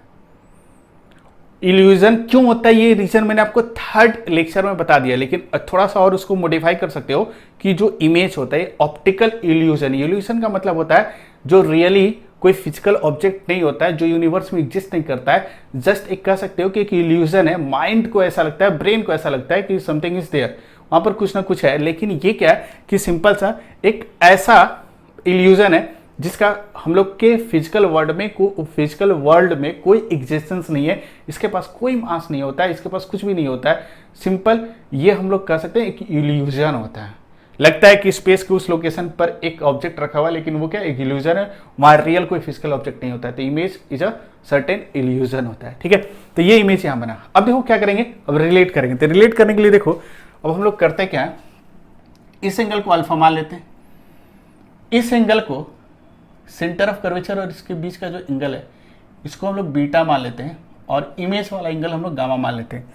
यहां से देख सकते हैं इमेज के साथ जो बनेगा वो गामा, सेंटर ऑफ कर्वेचर के साथ जो बन रहा बीटा, इसके साथ जो एंगल बनेगा वो अल्फा। ये याद रखने का तरीका है, ठीक है। अब हम लोग क्या लेते हैं, देखते हैं कि ये जो कॉन्वेक्स मिरर है, इस कॉन्वेक्स मिरर के केस में ऑब्जेक्ट डिस्टेंस और इमेज डिस्टेंस के बीच में रिलेशन क्या आता है, कैसे निकालोगे। तो इसको निकालने के लिए मैंने अभी आपको क्या बताया कि अल्फा, गामा और बीटा को रिलेट करते हैं। तो रिलेट करने के लिए आपको पता है ये एंगल कितना होगा, थीटा, एंगल ऑफ रिफ्लेक्शन पे कितना होगा, थीटा, ठीक है। अब देखो देयरफॉर इस पॉइंट को एम मान लेते हैं, देयरफॉर फ्रॉम ट्रायंगल, कौन सा ट्रायंगल लेते हैं, ओ एम, और हम लोग कौन सा ले लेते हैं, ऑब्जेक्ट वाला ओ एम।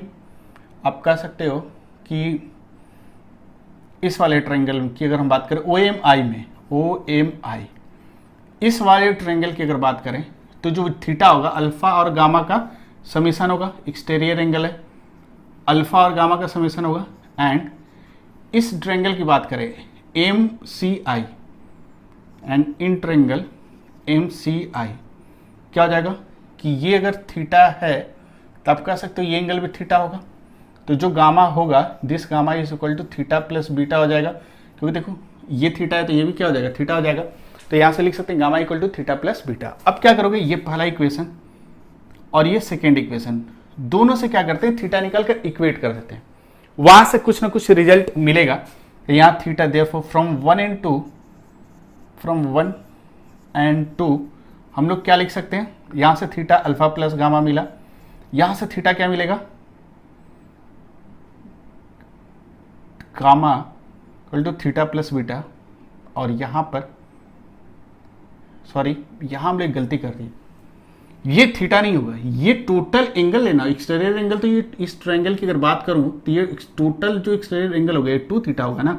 थीटा तो इस लाइन के साथ फॉर्म हो रहा है, इस बेस के साथ कह सकते हो ये टोटल एंगल 2 थीटा फॉर्म होगा ना। तो 2 थीटा इक्वल टू कितना आ जाएगा, ये एक्सटीरियर एंगल थीटा नहीं होगा, एक्सटीरियर एंगल क्या होगा, इस ट्रायंगल के बाहर का जो एक्सटीरियर एंगल है ये 2 थीटा आएगा। 2 theta equal to alpha plus gamma, ठीक है। अब क्या करोगे, यहाँ से 2 से मल्टीप्लाई कर दो, 2 थीटा को अल्फा प्लस गामा लिख दिए, फिर इसमें 2 से मल्टीप्लाई कर दो, यहाँ से 2 थीटा निकलेगा, तो यहाँ से आ जाएगा 2 गामा माइनस 2 बीटा आ जाएगा।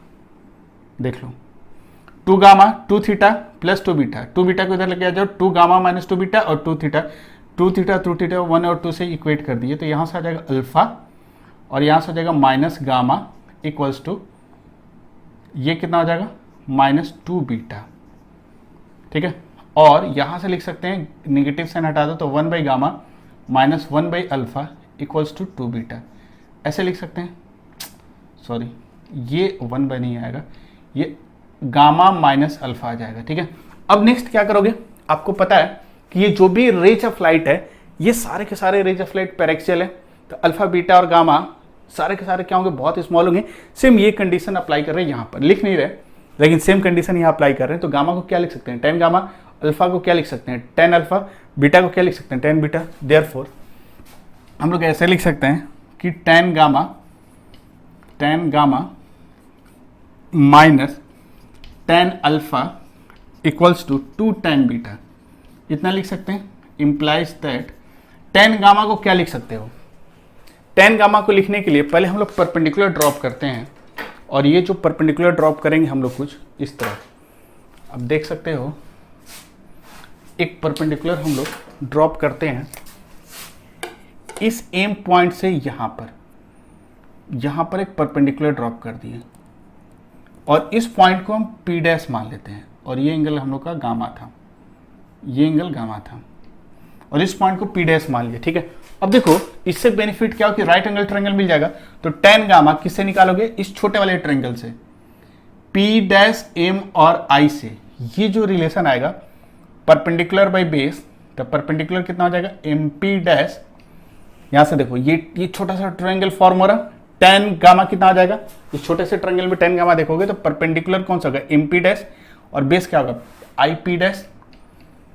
नेक्स्ट इसके बाद क्या करेंगे, माइनस 10 अल्फा, 10 अल्फा के लिए ये वाला right angle triangle O M और पी डैश, ओ एम और पी डैश की अगर मैं बात करूं 10 अल्फा क्या आ जाएगा M P dash divided by, इसको ओ पी डैश लिख सकते हैं, O P dash equals to 2 10 beta को इस वाले राइट एंगल ट्रायंगल से पी डैश एम और सी, पी डैश एम और सी इस वाले से एम पी डैश बाई कितना हो जाएगा, ये आप लिख सकते हो पी डैश सी या सी पी डैश, ऐसे लिख सकते हैं सी पी डैश, ठीक है।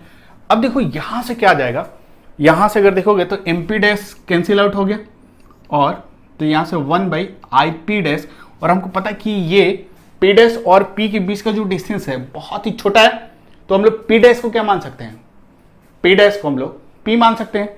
तो ये आ जाएगा IP minus 1/OP equals to 2/CP, और इम्पीडेंस हट गया तो एक रिलेशन मिल गया ऑब्जेक्ट डिस्टेंस और इमेज डिस्टेंस के बीच में, ये रिलेशन मिल गया। अच्छा ध्यान से देखो तो इस कॉन्वेक्स मिरर के लिए और इसमें अगर ध्यान से देखोगे दोनों सेम रिजल्ट नहीं आ रहा। अगर सेम रिजल्ट आता हर केसेस में तो कोई दिक्कत ही नहीं था, लेकिन यहां सेम रिजल्ट नहीं आ रहा। कॉन्वेक्स मिरर के केस में हम लोग क्या देख रहे हैं, ऑब्जेक्ट इमेज वो इस मैथमेटिकल रिलेशन के थ्रू कह सकते एक दूसरे से रिलेट हो रहे हैं।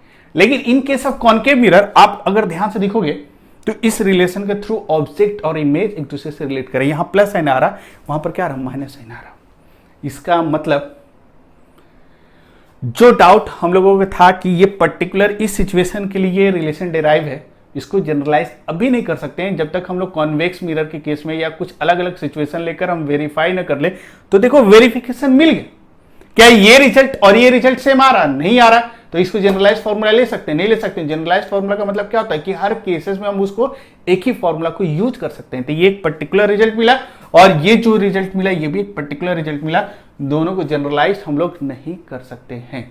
इसका मतलब अगर कॉन्वेक्स मिरर होगा उसके लिए ये फॉर्मूला याद रखना होगा, कॉनकेव मिरर होगा तो उसके लिए ये फॉर्मूला। लेकिन कंडीशन क्या है कि इस सिचुएशन के लिए अभी और सिचुएशन, इसमें टोटल 6 केसेस है, एक केसेस का आप रिलेशन ये देख रहे हो, तभी 5 का और देखना होगा।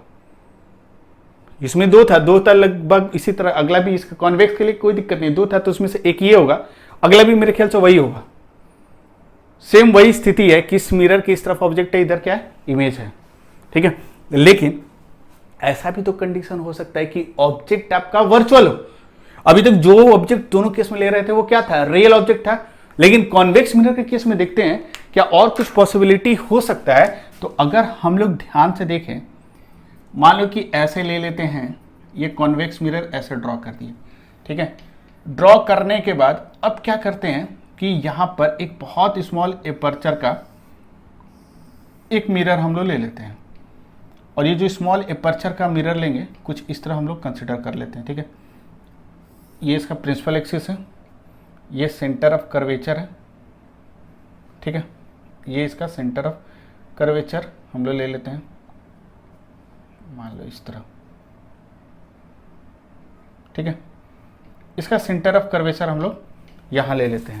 नेक्स्ट करते क्या है कि इस पर एक रे ऑफ लाइट ऐसे इंसिडेंट कराते हैं, ठीक है, ऐसे इंसिडेंट कराते हैं, और एक रे ऑफ लाइट ऐसे इंसिडेंट कराते हैं।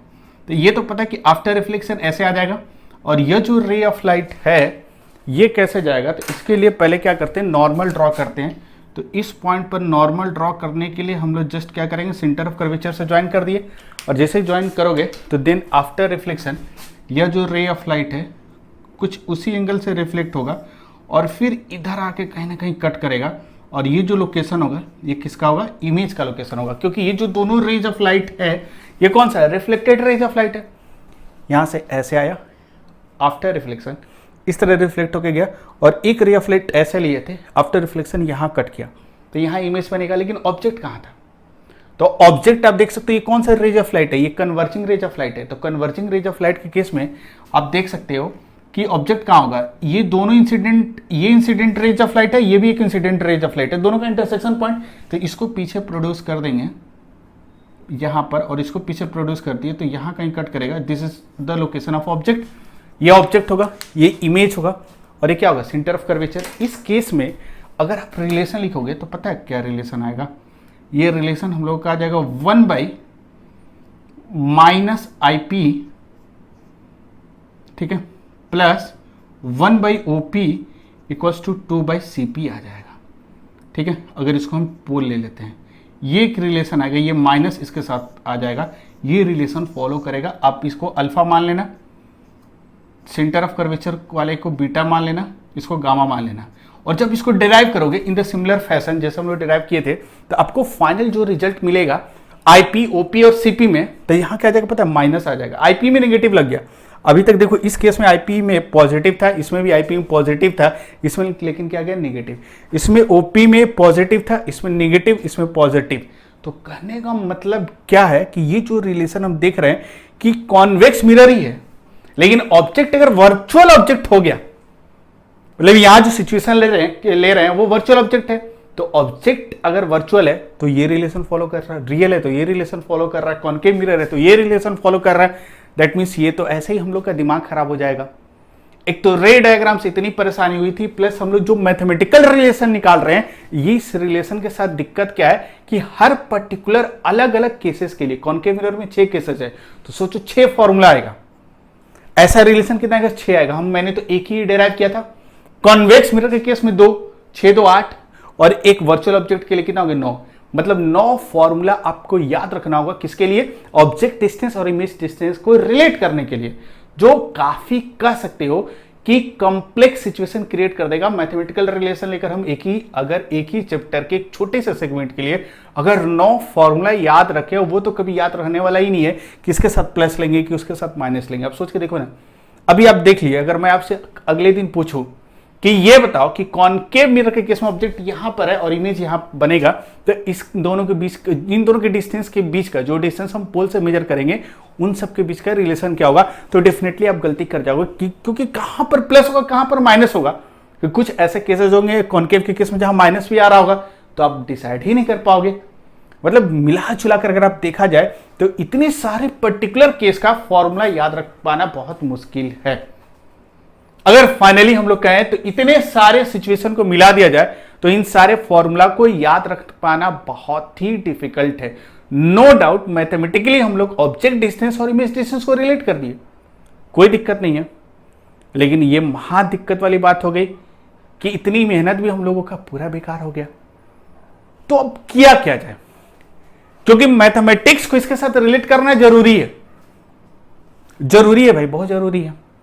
ऑब्जेक्ट और इमेज डिस्टेंस को रिलेट करना था और करते समय इतने सारे कंडीशंस मिल गए, और 9 कंडीशंस अगर 9 फॉर्मूला अगर मिल गया तो 9 फॉर्मूला को कह सकते हो कि याद रख पाना प्रैक्टिकली पॉसिबल नहीं है, क्योंकि कहीं पर प्लस, क्योंकि सब एक ही जैसा दिख रहा है, केवल प्लस माइनस का डिफरेंस आ रहा है, सब कुछ एक ही जैसा दिख रहा है और सब में प्लस माइनस का ही डिफरेंस आ रहा है। भाई रिलेशन में एक चीज देखो, एकदम सेम पैटर्न सब में फॉलो कर रहा है, लेकिन क्या रहा? प्लस माइनस का थोड़ा सा डिफरेंस आ रहा है, बाकी पैटर्न वही है। ये जैसे एक तरफ इमेज और ऑब्जेक्ट आ रहा है, एक तरफ सेंटर ऑफ कर्वेचर आ रहा है, मतलब sorry centre of radius of curvature आ रहा है, उसी तरह इसमें भी ऑब्जेक्ट और इमेज आ रहा है एक तरफ, और रेडियस ऑफ कर्वेचर, इसमें भी ऑब्जेक्ट और इमेज एक तरफ और रेडियस ऑफ कर्वेचर, ये सब कुछ ठीक आ रहा है, लेकिन दिक्कत क्या आ रहा? प्लस और माइनस का आ रहा है। इस दिक्कत को हटाने के लिए हम लोग करते क्या है पता है? यहीं से हम लोग करते क्या है कि इस चीज को सॉर्ट आउट करने के लिए कि सारे फॉर्मूला की जगह क्या एक ऐसा सिंगल फॉर्मूला हो सकता है जो सबके लिए यूज कर पाए, 9 कंडीशंस के लिए यूज कर पाए, या जितने भी सिचुएशन एराइज हो रहे हैं कॉन्केव और कॉन्वेक्स केस में ऑब्जेक्ट और इमेज को लेकर, क्या उन सबके लिए एक सिंगल फॉर्मूला हम लोग यूज कर सकते हैं? तो डेफिनेटली यूज कर सकते हैं, लेकिन हम लोग करेंगे क्या? उसके लिए कुछ हमको नए कंसेप्ट को, नए आइडिया को इस ऑब्जेक्ट डिस्टेंस और इमेज डिस्टेंस के साथ इंट्रोड्यूस करना होगा या उसको इंप्लीमेंट करना होगा। और ये जो नया आइडिया, जो नया कंसेप्ट है, इसको बोलते हैं साइन कन्वेंशन। मतलब इन सारी चीजों से सॉर्ट आउट, इन सारी प्रॉब्लम्स को सॉर्ट आउट करने के लिए लोगों ने किया क्या कि जो भी ये 9 कंडीशंस आ रहे थे और दिक्कत केवल आ रहा था प्लस माइनस के साइन को लेकर, बाकी सब में एक ही रिलेशन फॉलो हो रहा था, ऑब्जेक्ट और इमेज एक तरफ आ रहा था, रेडियस ऑफ कर्वेचर एक तरफ आ रहा था। तो इन सारी चीजों को सॉल्व करने के लिए लोगों ने कहा कि इसको हम लोग सारे 9 कंडीशंस को मिलाकर एक जनरलाइज्ड फॉर्मूला बना सकते हैं, लेकिन उस जनरलाइज्ड फॉर्मूला को यूज करने के लिए हमको एक टूल का यूज करना होगा, एक अलग से एक आइडिया को, एक कंसेप्ट को हमको यूज करना होगा। और ये आइडिया और ये जो कंसेप्ट है जिसको हम लोग कहते हैं साइन कन्वेंशन। इसीलिए ज्योमेट्रिकल ऑप्टिक्स में कोई भी फॉर्मूला हम लोग यूज करते हैं तो वहां साइन कन्वेंशन कंपलसरी होता है। तो हम लोग करते क्या है कि ये साइन कन्वेंशन होता क्या है, तो इसको थोड़ा समझने की कोशिश करते हैं। लेकिन पहले जनरलाइज रिजल्ट क्या आएगा, तो ध्यान से देखो, मेरे ख्याल से डेरिवेशन तो क्लियर हो गया होगा। तो हम लोग करते क्या है, देखो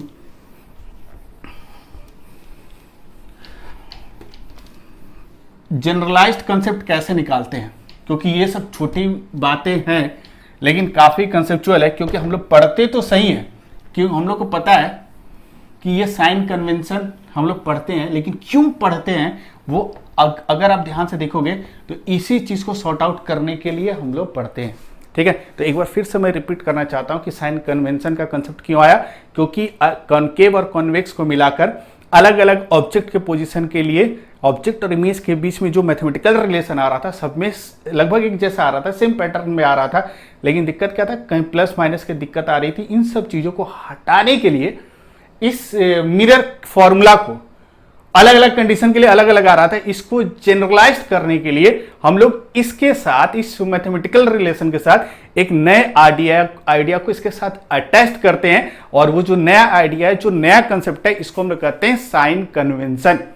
ठीक है, तो कहने का मतलब क्या है कि यहां पर अगर हम ये जूम कर लें, ध्यान से देखो। ठीक है, अच्छा ये बताओ कि ये जो सीपी था, मतलब ये जो ओपी है, ओपी को ओ से लेके पी तक ये जो डिस्टेंस है, इसको अगर हम लोग कहें यहां से लेकर यहां तक का जो भी डिस्टेंस है, आप देख सकते हो इस डिस्टेंस की मैं बात करूं, इस डिस्टेंस को बोला गया ऑब्जेक्ट डिस्टेंस, और इस ऑब्जेक्ट डिस्टेंस को लोगों ने कहा कि इसका न्यूमेरिकल वैल्यू यू मान लेते हैं। ठीक है, इस ऑब्जेक्ट डिस्टेंस को हम लोग क्या मान लेते हैं, यू मान लेते हैं। और वो जो कन्वेंशन माना गया कि नहीं ऑब्जेक्ट डिस्टेंस को यू मान लेते हैं, एक नोटेशन दिया गया, वो नोटेशन अभी तक हम लोग यूज करते हैं, ऑलवेज ऑब्जेक्ट डिस्टेंस को यू से ही हम लोग डिनोट करते हैं। ठीक है, तो ऑब्जेक्ट डिस्टेंस को हम लोग यू से दिखाते हैं। नेक्स्ट इसके बाद देख सकते हो यहां से लेकर यहां तक का जो डिस्टेंस है, यहां से लेकर यहां तक का जो डिस्टेंस है, इस डिस्टेंस को हम लोग कहते हैं इमेज डिस्टेंस। और ये जो इमेज डिस्टेंस है इसको हम v से रिप्रेजेंट करते हैं। किससे रिप्रेजेंट करेंगे, v से। ठीक है, और यहां से यहां तक का जो डिस्टेंस है इसको हम लोग कहते हैं रेडियस ऑफ कर्वेचर, r से रिप्रेजेंट करते हैं। ठीक है, और सेंटर ऑफ कर्वेचर और पोल के बीच, फोकस के बीच का जो डिस्टेंस होता है, इस डिस्टेंस को हम लोग कहते हैं फोकल लेंथ। ये कुछ रिप्रेजेंटेशन दे दिया गया। ठीक है, कि फोकल लेंथ को f से रिप्रेजेंट करना है, ऑब्जेक्ट डिस्टेंस को u से रिप्रेजेंट करना है, और इमेज डिस्टेंस को v से रिप्रेजेंट करना है, और रेडियस ऑफ कर्वेचर को r से रिप्रेजेंट करना है। ठीक है, तो ये कहा गया कि ये जो रिलेशन हमको मिला कि नाउ 1/v, ठीक है, 1/ip, इसको 1/ip को हम 1/v लिख दिए, प्लस 1/op को 1/u लिख देते हैं, और 2 तो रहेगा ही, और cp को हम, cp is the r, cp को r लिख दिए, और ठीक है इसको लिख सकते हैं 1/v plus 1/v plus 1/u equals to, इसको 1/r/2 लिख सकते हैं। और हम लोगों को पता है कि 1/v plus 1/u equals to 1/r/2, r/2 को हम लोग f लिखते हैं, r/2 को क्या लिखते हैं हम लोग, f लिखते हैं। ठीक है, f का मतलब फोकल लेंथ, क्योंकि ये हम लोग पहले भी पढ़ चुके हैं कि फोकल लेंथ और रेडियस ऑफ कर्वेचर के बीच का रिलेशन क्या होता है, f इक्वल टू r/2 होता है, दिस r/2 दिस। ठीक है, तो एक जो फॉर्मूला हम लोगों को मिला, ठीक है, हमेशा ध्यान रखना कि v always stand for image distance, u always stand for object distance, and f always stands for, कह सकते हो, focal length of the spherical mirror. ठीक है, तो कहने का मतलब क्या है कि सारे केसेस को मिलाकर एक फाइनल रिजल्ट हम लोग निकाल देते हैं, और एक कह सकते हो ये जनरलाइज्ड कंसेप्ट है, बट जनरलाइज्ड कंसेप्ट तभी हो सकता है ये, क्योंकि देखो ये रिजल्ट, ये पहला रिजल्ट के इक्विवेलेंट आ रहा है, लेकिन इस रिजल्ट को हम सबके लिए यूज कर सकते हैं, इस रिजल्ट को सबके लिए यूज कर सकते हैं, लेकिन कंडीशन क्या है, we have to attach a sign convention to this formula. ठीक है, तो हम लोग कह सकते हैं सबके लिए हम यूज कर सकते हैं, उसके लिए भी, उसके लिए भी, उसके सबके लिए। ठीक है, लेकिन इसके साथ कंडीशन क्या है कि here u, v and f must be placed with proper sign, proper sign।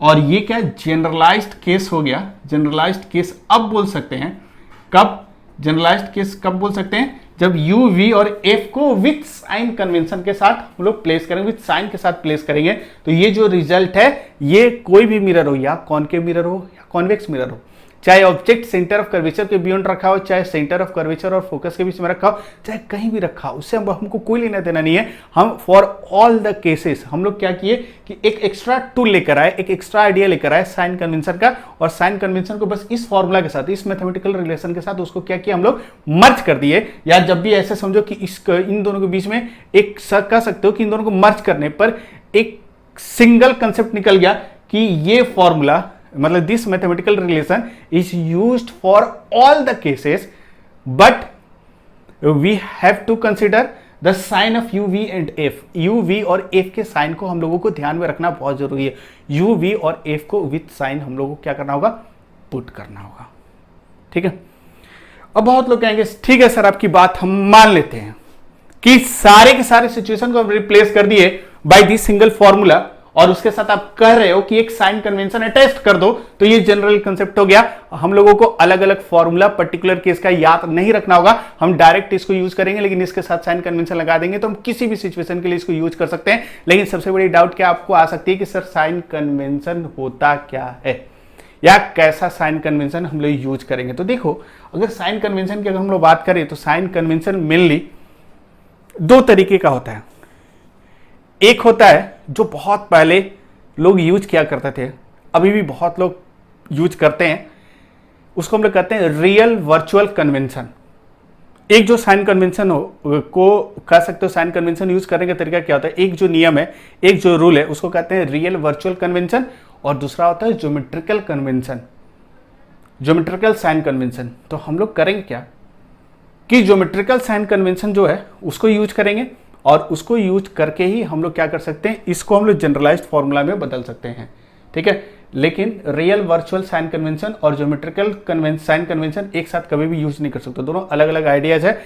इसीलिए मैं रियल वर्चुअल को 1% भी डिस्कस नहीं कर रहा हूं, क्योंकि वो आपके किसी काम का नहीं है, उसको पढ़ने का मतलब कोई मतलब ही नहीं बनता है, क्योंकि आपको किसी एक टूल को यूज करना है साइन कन्वेंशन के। या तो real virtual sign convention use करो, या आप कह सकते हो ज्योमेट्रिकल साइन कन्वेंशन यूज करो। और ज्योमेट्रिकल यूज करना काफी आसान है और उसी को आपको यूज करना होगा। तो हम लोग करेंगे क्या कि अब इस ज्योमेट्रिकल साइन कन्वेंशन को थोड़ा सा पढ़ने की कोशिश करते हैं, क्योंकि मेरे ख्याल से अब आपको ये सारी बातें समझ में आ गई होगी। अब इसी फॉर्मूला को हम लोग कहते हैं मिरर फॉर्मूला, इसको हम लोग कहते हैं spherical mirror formula, mirror formula. But ये हमेशा ध्यान में रखना, this spherical mirror formula, this spherical mirror formula, ठीक है, is only be valid if we use proper sign of u, v and f. Otherwise ये स्फेरिकल मिरर फॉर्मूला नहीं हो सकता। या सिंपल कह सकते हो कि ये जो मिरर फॉर्मूला है और ये जो साइन कन्वेंशन है, दोनों के बीच में जन्म जन्म का अपना एक कह सकते हो रिश्ता है। इन दोनों का रिश्ता कभी टूटने वाला नहीं है। किसी एक का रिश्ता अगर टूटा तो समझो कि वो बेकार हो गया। अगर साइन कन्वेंशन यूज किया तो फॉर्मूला पढ़ने का कोई मतलब नहीं है, और साइन कन्वेंशन के इसके बिना कोई इंपॉर्टेंस नहीं है। दोनों कह सकते हैं एक दूसरे के पूरक हैं, कंप्लीमेंट्री है। Without sign convention mirror formula का कोई मतलब नहीं है, और विदाउट कह सकते हो मिरर फॉर्मूला साइन कन्वेंशन का कोई मतलब नहीं है। तो ये दोनों एक दूसरे को कंप्लीट करता है, दोनों एक दूसरे के बिना इनकम्प्लीट है, इसलिए इनको पूरक कहते हैं, कंप्लीमेंट्री कहते हैं। ठीक है, क्लियर? दैट मीन्स जब भी ये फॉर्मूला यूज करोगे तो हमेशा दिमाग में रखना कि we have to use sign convention. By default sign convention आएगा ही, कुछ नहीं कर सकते हो। अगर नहीं यूज किए तो ये इनकम्प्लीट है, ये आइडिया, ये कंसेप्ट बेकार है। ठीक है, अब हम लोग देखते हैं साइन कन्वेंशन। तो जो साइन कन्वेंशन हम लोग कौन सा पढ़ेंगे? Geometrical sign convention. अब हम लोग ज्योमेट्रिकल साइन कन्वेंशन को समझने की कोशिश करते हैं। तो जब भी ज्योमेट्रिकल साइन कन्वेंशन की मैं बात करूं तो हमेशा ध्यान रखना कि 3 अगर रूल्स है कह सकते हो ज्योमेट्रिकल साइन कन्वेंशन के लिए, इन 3 रूल्स को या इन 3 सीक्वेंस को ध्यान में रखना। ठीक है, कि जब भी हम ज्योमेट्रिकल साइन कन्वेंशन कैसे हम यूज करेंगे, यूज करने का ये 3 सीक्वेंस है, और इस 3 सीक्वेंस के अकॉर्डिंग आप यूज कर सकते हो। जैसे कहने का मतलब क्या है कि जैसे सपोज करो कि हम लोग ज्योमेट्रिकल साइन कन्वेंशन हम कॉनकेव मिरर के लिए यूज करना चाहते हैं। ठीक है, ज्योमेट्रिकल साइन कन्वेंशन हम कॉनकेव मिरर के लिए यूज करना चाहते हैं।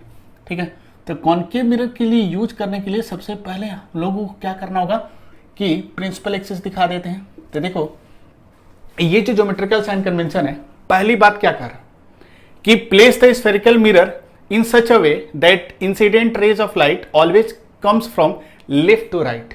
ठीक है, मैंने यहां मिरर बना दिया, लेकिन जब भी आप मिरर ड्रॉ करोगे या जब भी फॉर्मूला यूज करोगे 1/v plus 1/u equals to 1/f, इस फॉर्मूला को जब भी यूज करोगे हमेशा ध्यान में रखना, जब भी मिरर बनाएंगे उसका रिफ्लेक्टिंग सरफेस ऑलवेज लेफ्ट की तरफ हो, उसका रिफ्लेक्टिंग सरफेस किधर होगा, लेफ्ट की तरफ होगा। ठीक है, जिसकी वजह से rays of light, incident rays of light left to right है। क्योंकि अगर ध्यान से देखोगे तो लिखते समय अगर हम ध्यान से देखें तो ये मेरा लेफ्ट है, ये राइट है, तो रे ऑफ लाइट लेफ्ट से राइट इधर आता हुआ आना चाहिए। ठीक है, पहला कंडीशन ये इसका साइन कन्वेंशन का है कि जब भी मिरर ड्रॉ करेंगे तो मिरर ड्रॉ करते समय ये ध्यान रखना जरूरी है कि जो मिरर का रिफ्लेक्टिंग सरफेस है वो हमेशा लेफ्ट की तरफ हो, जिसकी वजह से rays of light always comes from, मतलब कौन सा rays of light, incident rays of light always comes from left to right. ठीक है, तो हम लोग रिफ्लेक्टिंग सरफेस, इसलिए मैंने मिरर को ऐसे बनाया है। अगर मान लो कॉन्वेक्स मिरर आपको बनाना होगा तो आप उसका रिफ्लेक्टिंग सरफेस इधर मत बनाना, तो ये साइन कन्वेंशन हम लोग का गलत हो जाएगा। साइन कन्वेंशन के लिए ऑलवेज पहले हम लोग ट्राई करेंगे कि ऑलवेज उसका कह सकते हो कि रिफ्लेक्टिंग सरफेस किधर होना चाहिए, लेफ्ट की तरफ होना चाहिए। ठीक है, तो इस कन्वेक्स मिरर का रिफ्लेक्टिंग सरफेस हम लोग लेफ्ट की तरफ ले लेते हैं, इस तरह लेफ्ट की तरफ ले लेते हैं। ठीक है, ये इसका आप कह सकते हो कि रिफ्लेक्टिंग सरफेस हम लोग लेफ्ट की तरफ ले लेते हैं। ये इसका प्रिंसिपल एक्सिस है, सेंटर ऑफ कर्वेचर ये। नेक्स्ट इसका सेकेंड स्टेप क्या है, सेकेंड स्टेप ये कह रहा कि अब कोई भी डिस्टेंस अगर हम लोग मेजर करेंगे वो सारा का सारा डिस्टेंस कहां से मेजर होगा, पोल से। जो भी मिरर ले, कॉनकेव ले या कॉन्वेक्स ले, जितने भी डिस्टेंसेस हम मेजर करेंगे, चाहे ऑब्जेक्ट का डिस्टेंस हो, चाहे आपका इमेज का डिस्टेंस हो, आप कह सकते हो रेडियस ऑफ कर्वेचर हो या फोकल लेंथ, तो कुछ भी मेजर करेंगे ऑलवेज पोल से मेजर करेंगे। ठीक है, और यहां पर ये कहा गया सेकेंड कंडीशन में कि consider pole as origin and draw coordinate axis, कह रहा है कि पोल को ओरिजिन मानना है। ठीक है, जैसे यहां पर फिर क्या कह रहा है कि पहले आप मिरर ड्रॉ करो, उसका रिफ्लेक्टिंग सरफेस लेफ्ट की तरफ होगा, जिसकी वजह से incident rays of light left to right आए। नेक्स्ट सेकेंड स्टेप ये कर रहा है कि पोल को ओरिजिन लेना है, मतलब यहां इस पोल को ओरिजिन मान लेंगे और एक कोऑर्डिनेट एक्सिस बनाएंगे, और कोऑर्डिनेट एक्सिस ऐसे बनाओगे, यहां पर कंडीशन दे दिया है, in such a way that the positive X axis always directed along the direction of incident ray of light.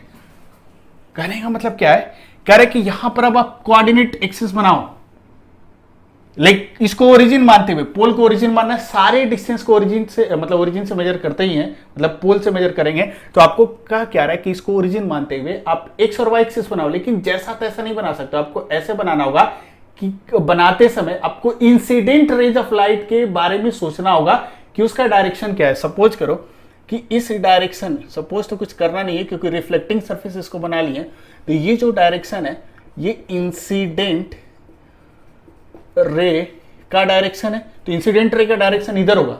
तो ये कह रहा है according to direction of incident ray हम लोग क्या करेंगे, कोऑर्डिनेट एक्सिस का जो एक्स एक्सिस बनाएंगे, जो पॉजिटिव एक्स एक्सिस होगा वो इसी सेंस में होना चाहिए, इसको ओरिजिन लेते हुए। तो हम लोग क्या करेंगे, पॉजिटिव एक्स एक्सिस ऐसे बना लिए, ये एक्स एक्सिस हो गया।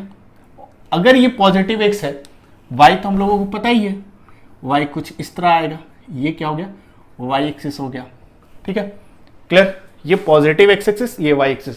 अब इसके बाद अगर आप तीसरे पॉइंट पर सोचते हो या नहीं सोचते हो कोई फर्क नहीं पड़ता है, क्योंकि अब आप साइन कन्वेंशन यूज करने लायक हो गए हो। ये दो कंडीशन फॉलो कर लिए, सफिशिएंट है दो कंडीशन, थर्ड को आप यूज करना हो तो कर सकते हो, नहीं करना हो तो नहीं कर सकते हो, कोई दिक्कत नहीं है।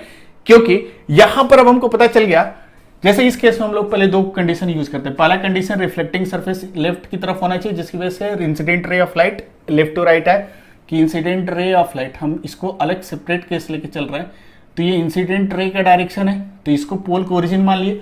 अब सोचो एक्स एक्सिस का डायरेक्शन किधर होगा, पॉजिटिव एक्स एक्सिस किधर होगा, तो इस के डायरेक्शन में होगा, जो इंसिडेंट रे का डायरेक्शन है इस तरफ है, तो इधर एक्स एक्सिस ले लेंगे, पॉजिटिव एक्स एक्सिस, और इसके ठीक परपेंडिकुलर क्या होगा, वाई एक्सिस ले लिए। ये एक्स एक्सिस, ये क्या हो गया, वाई एक्सिस, ये एक्स एक्सिस, ये क्या हो गया, वाई एक्सिस हो गया। किसी भी मिरर के लिए आपको करना क्या है कि उसके पोल को ओरिजिन मानते हुए कोऑर्डिनेट एक्सिस ड्रॉ करना है। बस एक छोटी सी बात ध्यान में रखना है कि कोऑर्डिनेट एक्सिस ड्रॉ करते समय जो पॉजिटिव एक्स का डायरेक्शन है वो इंसिडेंट रे ऑफ लाइट के डायरेक्शन में ऑलवेज होना चाहिए। तो इसको ड्रॉ करते हैं हम लोग। थर्ड कंडीशन को आप यूज करो चाहे मत करो, कोई फर्क नहीं पड़ता। क्यों? क्योंकि सोच के देखो, इसके लेफ्ट में अगर हम देखेंगे तो इधर जो कुछ भी डिस्टेंस मेजर करोगे, ध्यान से देखो, आप अगर इस डायरेक्शन में कुछ भी मेजर करोगे ये पॉजिटिव होगा। इस ओरिजिन की इस तरफ कुछ भी डिस्टेंस होगा वो नेगेटिव होगा, क्योंकि ओरिजिन की इस तरफ है। इस ओरिजिन के नीचे मतलब अलोंग नेगेटिव वाई एक्सिस कुछ भी होगा वो नेगेटिव होगा। और इस तरफ कोई भी चीज डायरेक्टेड होगा वो उसको क्या ले लेंगे? पॉजिटिव ले लेंगे। वही कंडीशन कर रहा है कि upward direction above the principal axis, principal axis के ऊपर का डायरेक्शन पॉजिटिव होगा। तो जब हम कोऑर्डिनेट एक्सिस ड्रॉ कर दिए हैं तो बाय डिफॉल्ट ऊपर क्या होगा? पॉजिटिव होगा, नीचे क्या होगा? नेगेटिव होगा। और ओरिजिन की तरफ कोई भी डिस्टेंस होगा वो पॉजिटिव होगा, इस तरफ क्या होगा? नेगेटिव होगा। इस केस में बताओ, ये ओरिजिन है, पोल है, ये भी पोल था, ये कौन सा डायरेक्शन होगा? इस तरफ जो कुछ भी होगा वो पॉजिटिव होगा, इस तरफ कुछ भी होगा वो नेगेटिव होगा। ऊपर की तरफ पॉजिटिव वाई एक्सिस तो ये पॉजिटिव होगा, और इधर नीचे की तरफ क्या लेंगे? नेगेटिव। क्लियर? दैट मीन्स कहने का मतलब क्या, ये साइन कन्वेंशन है किसके लिए? दोनों मिरर के लिए। तो साइन कन्वेंशन हम लोग क्यों यूज कर रहे थे? क्योंकि हम लोगों को पता था कि अगर ये फॉर्मूला, मिरर फॉर्मूला अगर हम लोग यूज करें तो इस मिरर फॉर्मूला को यूज करने के लिए कौन सा मिरर फॉर्मूला था? 1/v plus 1/u equals to 1/f। इसको तो यूज कर सकते हैं, लेकिन ये बाय डिफॉल्ट साइन कन्वेंशन के साथ ही यूज होगा और कोई उपाय नहीं है, ठीक है। लेकिन इस फॉर्मूला को यूज करने के लिए साइन कन्वेंशन कौन सा यूज करेंगे हम लोग? ये वाला यूज करेंगे, ठीक है। जैसे सिंपल से आपको हम एग्जाम्पल के थ्रू समझाते हैं। अब हम लोग मिरर फॉर्मूला के साथ साइन कन्वेंशन कैसे हम लोग यूज करते हैं, इसको समझने के लिए हम लोग कुछ न्यूमेरिकल्स प्रॉब्लम्स करते हैं, तो ये कंसेप्ट आपको और अच्छे तरीके से क्लियर हो जाएगा, ठीक है। हम लोगों को पता है कि जब भी ऑब्जेक्ट डिस्टेंस और इमेज डिस्टेंस को रिलेट करना होगा तो एक मैथमेटिकल रिलेशन है, लेकिन इसके साथ बार बार मैं रिपीट कर रहा हूँ कि this mathematical relation is only valid when it is applied with proper sign convention. अगर ये प्रॉपर साइन कन्वेंशन के साथ यूज किया जाए तब ये रिलेशन सही है, अदरवाइज गलत है, ठीक है। तो जैसे एक सम्स हम लोग देखते हैं, और ये मिरर का, स्फेरिकल मिरर का न्यूमेरिकल क्वेश्चन आप कह सकते हो कि आपका एक यहाँ से स्टार्ट हो रहा है, इसको थोड़ा सा समझने की कोशिश करना है कि कैसे हम लोग सम्स बनाएंगे, ठीक है। पहली बात कि इस साइन कन्वेंशन को समझने के लिए इस न्यूमेरिकल को कर रहे हैं, लेकिन न्यूमेरिकल बनाने का जो तरीका है वो भी मैं आपको बता रहा हूँ, क्योंकि देखो ऑप्टिक्स में ये जितने भी न्यूमेरिकल्स आते हैं बहुत टफ नहीं होते हैं, लेकिन काफ़ी कंसेप्चुअल होते हैं, और बहुत लोग साइन कन्वेंशन को लेकर कंफ्यूज रहते हैं, इसीलिए सम्स गलत हो जाता है। ऑप्टिक्स का बहुत टफ नहीं होता, बहुत आसान होते हैं, बस आपको प्रॉपर वे से साइन कन्वेंशन यूज करने आना चाहिए, ठीक है। तो जब भी कोई भी न्यूमेरिकल आप अगर ऑप्टिक्स में देखो, सबसे पहला काम क्या करोगे पता है? कि सबसे पहला काम अब क्या करना कि जो मिरर दिया है उस मिरर को पहले प्लॉट कर लेना, ठीक है। तो अगर हम देखें, इसमें बहुत अच्छे से प्लॉट करना जरूरी नहीं है, आप एक रफ इस तरह का एक सर्कल बनाना जरूरी नहीं है, आप किसी भी तरीके से एक मिरर ले सकते हो, ठीक है। और सबसे अच्छा तरीका क्या है कि अगर आपको मिरर बनाना हो जल्दी में, क्योंकि देखो एग्जाम में आपको ये प्रॉपर वे से सर्कल बनाने की जरूरत नहीं है, जब न्यूमेरिकल्स बनाओगे तो सर्कल की जरूरत नहीं है, आप डायरेक्ट प्रिंसिपल एक्सिस बना लेना और इस तरह एक मिरर ऐसे बना लेना, ठीक है। कैसा भी मिरर हो चल जाएगा, ठीक है। लेकिन अभी थोड़ा सा दिखने में अच्छा लगे तो इसको और एक काम करना, यहाँ से एक परपेंडिकुलर लाइन ड्रॉ कर देना और ऐसे टच करते हुआ एक मिरर बना लेना।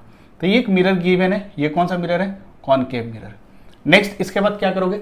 कॉनकेव मिरर के बारे में क्या क्या गिवन है उसको और इससे रिलेटेड क्या क्या दिया हुआ है उसको लिखना जरूरी है। तो देखो सबसे पहले दिया है कि एन ऑब्जेक्ट इज, पहले इसका सेंटर ऑफ कर्वेचर और फोकस दिखा देना, उसके बाद ऑब्जेक्ट के लोकेशन को दिखाएंगे। तो ये कॉनकेव मिरर, इसका दिया है फोकल लेंथ 15 सेंटीमीटर है, तो डेफिनेटली इसका सेंटर ऑफ कर्वेचर कहीं होगा, ये मान लो कि फोकस है, और ये फोकस का डिस्टेंस गिवन है यहाँ से लेकर यहाँ तक का डिस्टेंस गिवन है 15 सेंटीमीटर, ये सारा कुछ नोट कर लेना, ठीक है। इसके बाद ऑब्जेक्ट कहाँ? 20 सेंटीमीटर, तो डेफिनेटली सेंटर ऑफ कर्वेचर कहीं यहाँ पर होगा, ये 15 है तो सेम डिस्टेंस पर सेंटर ऑफ कर्वेचर यहाँ कहीं होगा, इसको भी लिख देना, सी और एफ को तो दिखाना बहुत जरूरी है और पोल को, ये तीन चीज दिखाना जरूरी है प्रिंसिपल एक्सिस, ठीक है। इसका तो ऑब्जेक्ट देखो 20 सेंटीमीटर, इससे क्या होगा ना आपको थोड़ा सा प्रेडिक्शन मिल जाएगा कि आपका रिजल्ट सही आ रहा है या गलत आ रहा है, ठीक है। ऑब्जेक्ट कहाँ रखा गया 20 centimetre in front of the concave mirror, तो देखो ये 15 है और ये सेंटर ऑफ कर्वेचर 30 पर होगा, तो ऑब्जेक्ट कहाँ होगा, तो डेफिनेटली ऑब्जेक्ट जो होगा वो कुछ इस डिस्टेंस पर होगा। ऑब्जेक्ट यहाँ होगा और ये डिस्टेंस हम लोगों को गिवन है यहाँ से यहाँ तक का, और ये डिस्टेंस कितना है 20 सेंटीमीटर। ऐसे एक रफ हम लोग डायग्राम बना दिए।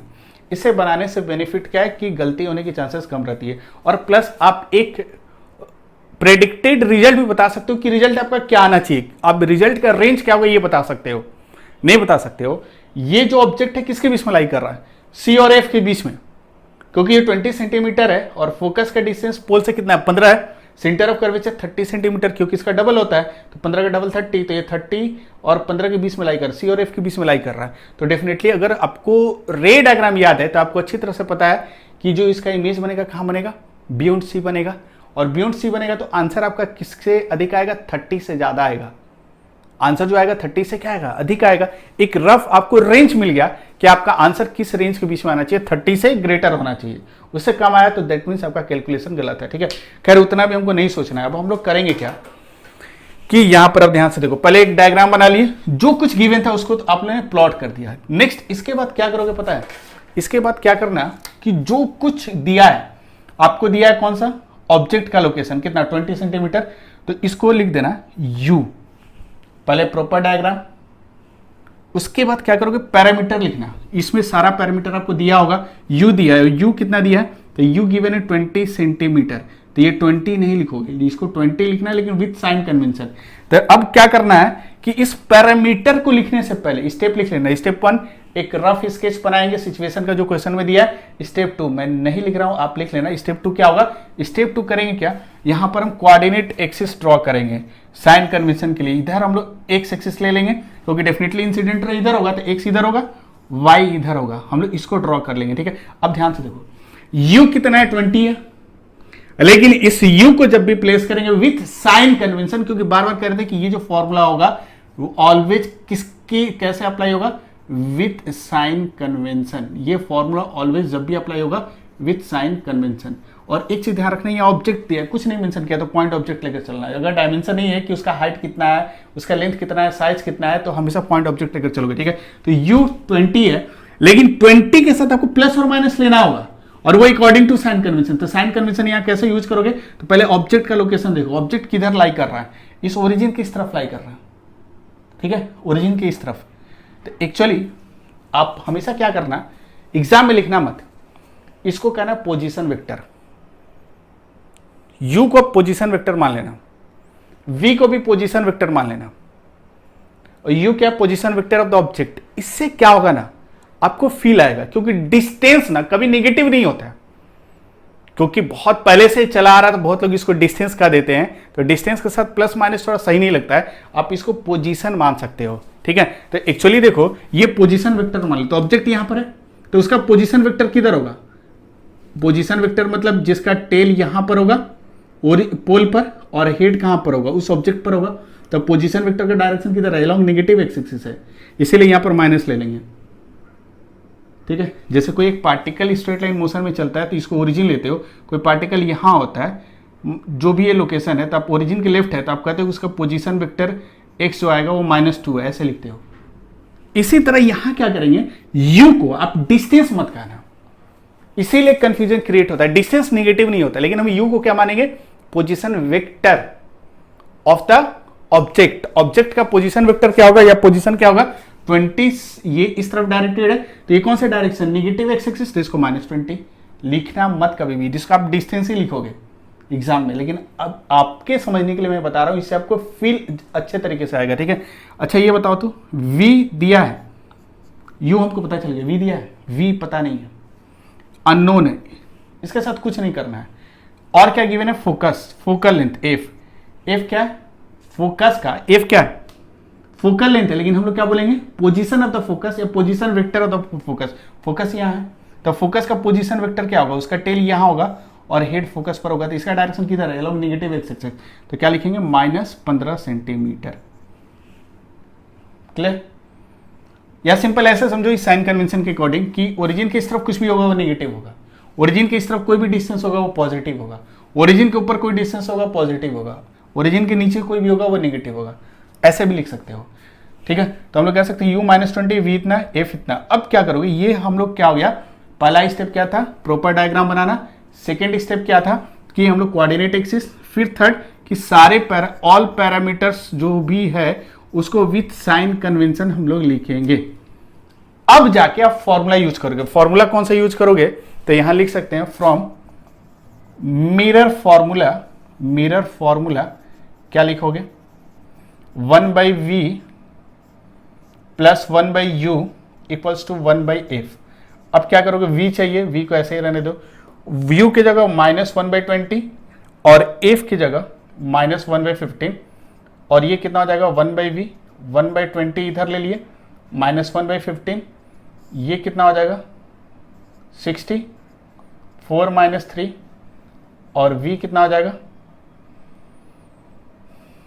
v आपका आ जाएगा 60। ठीक है, तो ये अगर ध्यान से देखो कैलकुलेशन हम लोग कहीं ना कहीं गलती किया, -15 आ रहा, तो 1/20 LCM 60, 4, अच्छा ये 3 - 4 होगा, ये -60। एक्चुअली देखो गलती यहाँ पर बहुत ज़्यादा होता है। हमको कैसे पता चला कि यहाँ गलती हुआ है, हमको इसलिए पता चला क्योंकि मुझे आइडिया था कि इधर ही इमेज बनेगा, बियॉन्ड सी बनेगा तो 60 बनेगा, और इधर है तो निगेटिव बनेगा, इसलिए आंसर निगेटिव आना चाहिए, यहाँ पॉजिटिव आ रहा था। ठीक है, कैलकुलेट करोगे तो यहाँ आ जाएगा -60। ठीक है, लेकिन एग्जाम में इतना आंसर मत छोड़ना, ये -60 अगर करके आ जाओगे तो एग्जामिनर गलत काट देगा। वहां लिखना होगा ऐसे कि स्टेटमेंट आपको लिखना होगा, फाइनल स्टेटमेंट, कंक्लूजन ये लिखना होगा। कंक्लूजन क्या लिखोगे कि image is form at a distance of 60 centimetre in front of the mirror.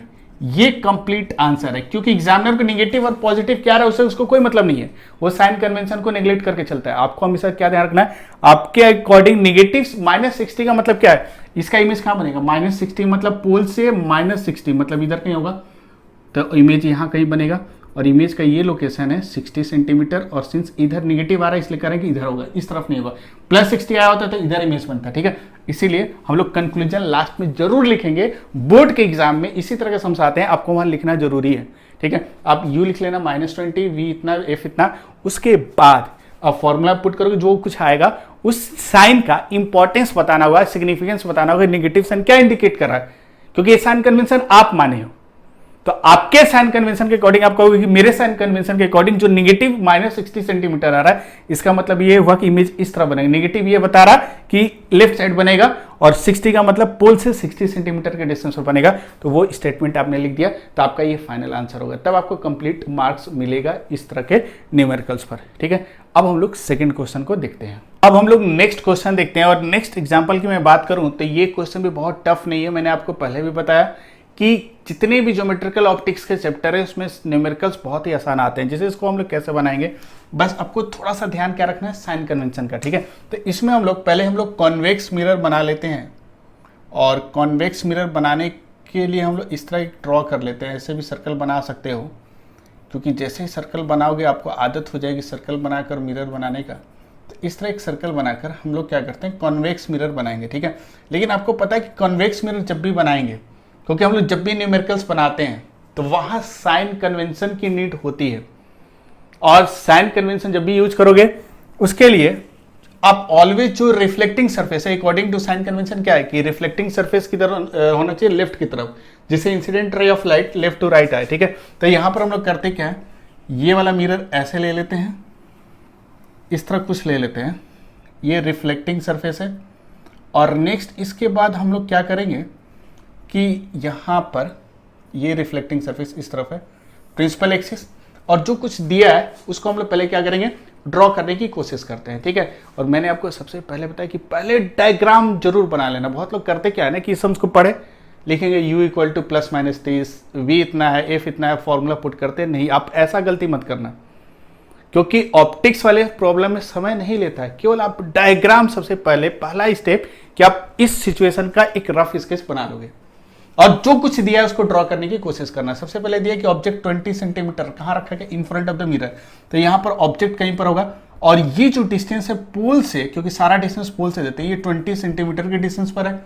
Next क्या है कि इसका फोकल लेंथ कन्वेक्स मिरर का दिया है 15 सेंटीमीटर, तो यहां लिख देना कि ये इसका सेंटर ऑफ कर्वेचर होगा, यहां इसका कहीं फोकस होगा और ये जो डिस्टेंस गिवन है या नीचे लिख देना 15 सेंटीमीटर, या ऐसे लिख सकते हो, यहां दिखाई देना ये 15 सेंटीमीटर का डिस्टेंस है। ठीक है, मेन आपको इसमें मास्टर होना है किसका, साइन कन्वेंशन का। ठीक है, तो जो कुछ गिवन था वो मैंने यहां पर प्लॉट कर दिया। नेक्स्ट इसके बाद क्या करोगे, अब सम्स को बनाओगे। सम्स बनाते समय आप उसके लिए सबसे पहले कोऑर्डिनेट एक्सिस लेना होगा और कोऑर्डिनेट एक्सिस कैसे ड्रॉ करोगे, तो ऑलवेज पोल को ओरिजिन मान लेंगे और इंसिडेंट रे ऑफ लाइट इधर जाएगा तो इसको पॉजिटिव एक्स एक्सिस मान लेंगे और पॉजिटिव वाई एक्सिस ऊपर मान लिए। अब कुछ भी प्लेस करेंगे according to this coordinate axis. ठीक है, अब क्या करोगे, अब जो कुछ पता है ऑब्जेक्ट का लोकेशन गिवन है तो इसको यू लिख देना।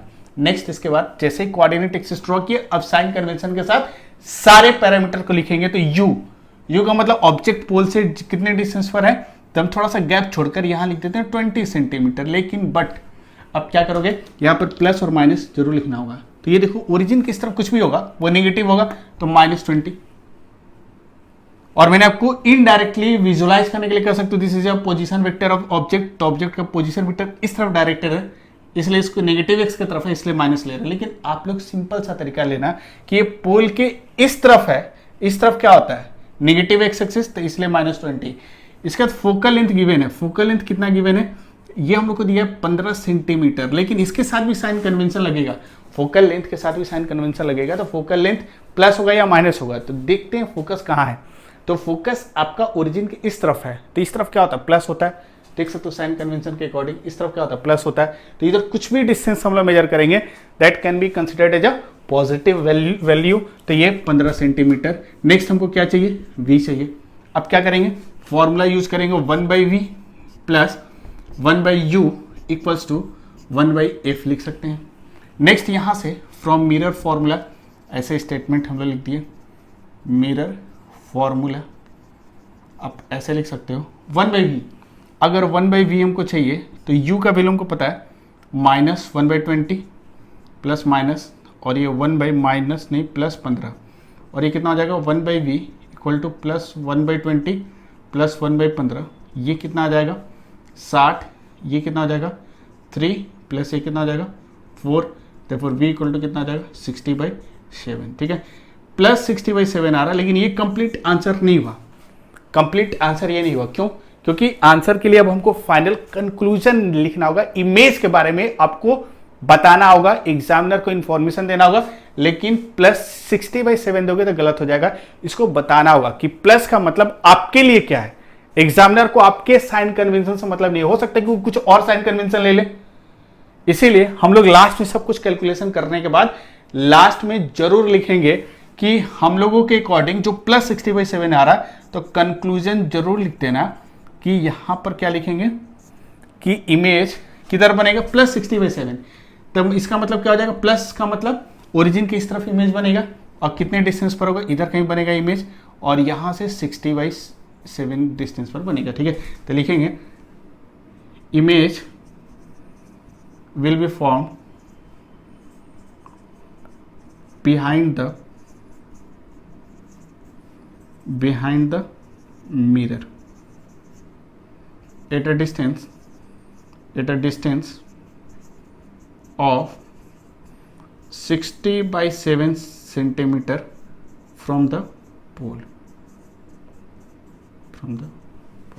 ठीक हो गया, सिंपल सी बात है, बस ये आपको यूज करने आना चाहिए अच्छे तरीके से। ठीक है, अब हम लोग कुछ और एग्जांपल्स देखते हैं। ये 3 क्वेश्चन मैं आज ही डिस्कस करने वाला था, लेकिन मैं आज डिस्कस नहीं कर रहा हूँ, ये आपके लिए होमवर्क है। पहले आप इन 3 क्वेश्चन को सॉल्व करके व्हाट्सअप कर देना, इसके बाद नेक्स्ट वीडियो लेक्चर में मैं आपको करूँगा क्या, इसको डिस्कस करूँगा। ठीक है, तो ये आज जितना कुछ भी आप पढ़े हो उसी पर बेस्ड ये 3 क्वेश्चन हैं और इनको जरूर आप लोग ट्राई आउट करोगे। ठीक है, तो आज हम लोग यहीं तक रहने देते हैं, नेक्स्ट क्लास में इसके बाद कंटिन्यू करेंगे। ठीक है।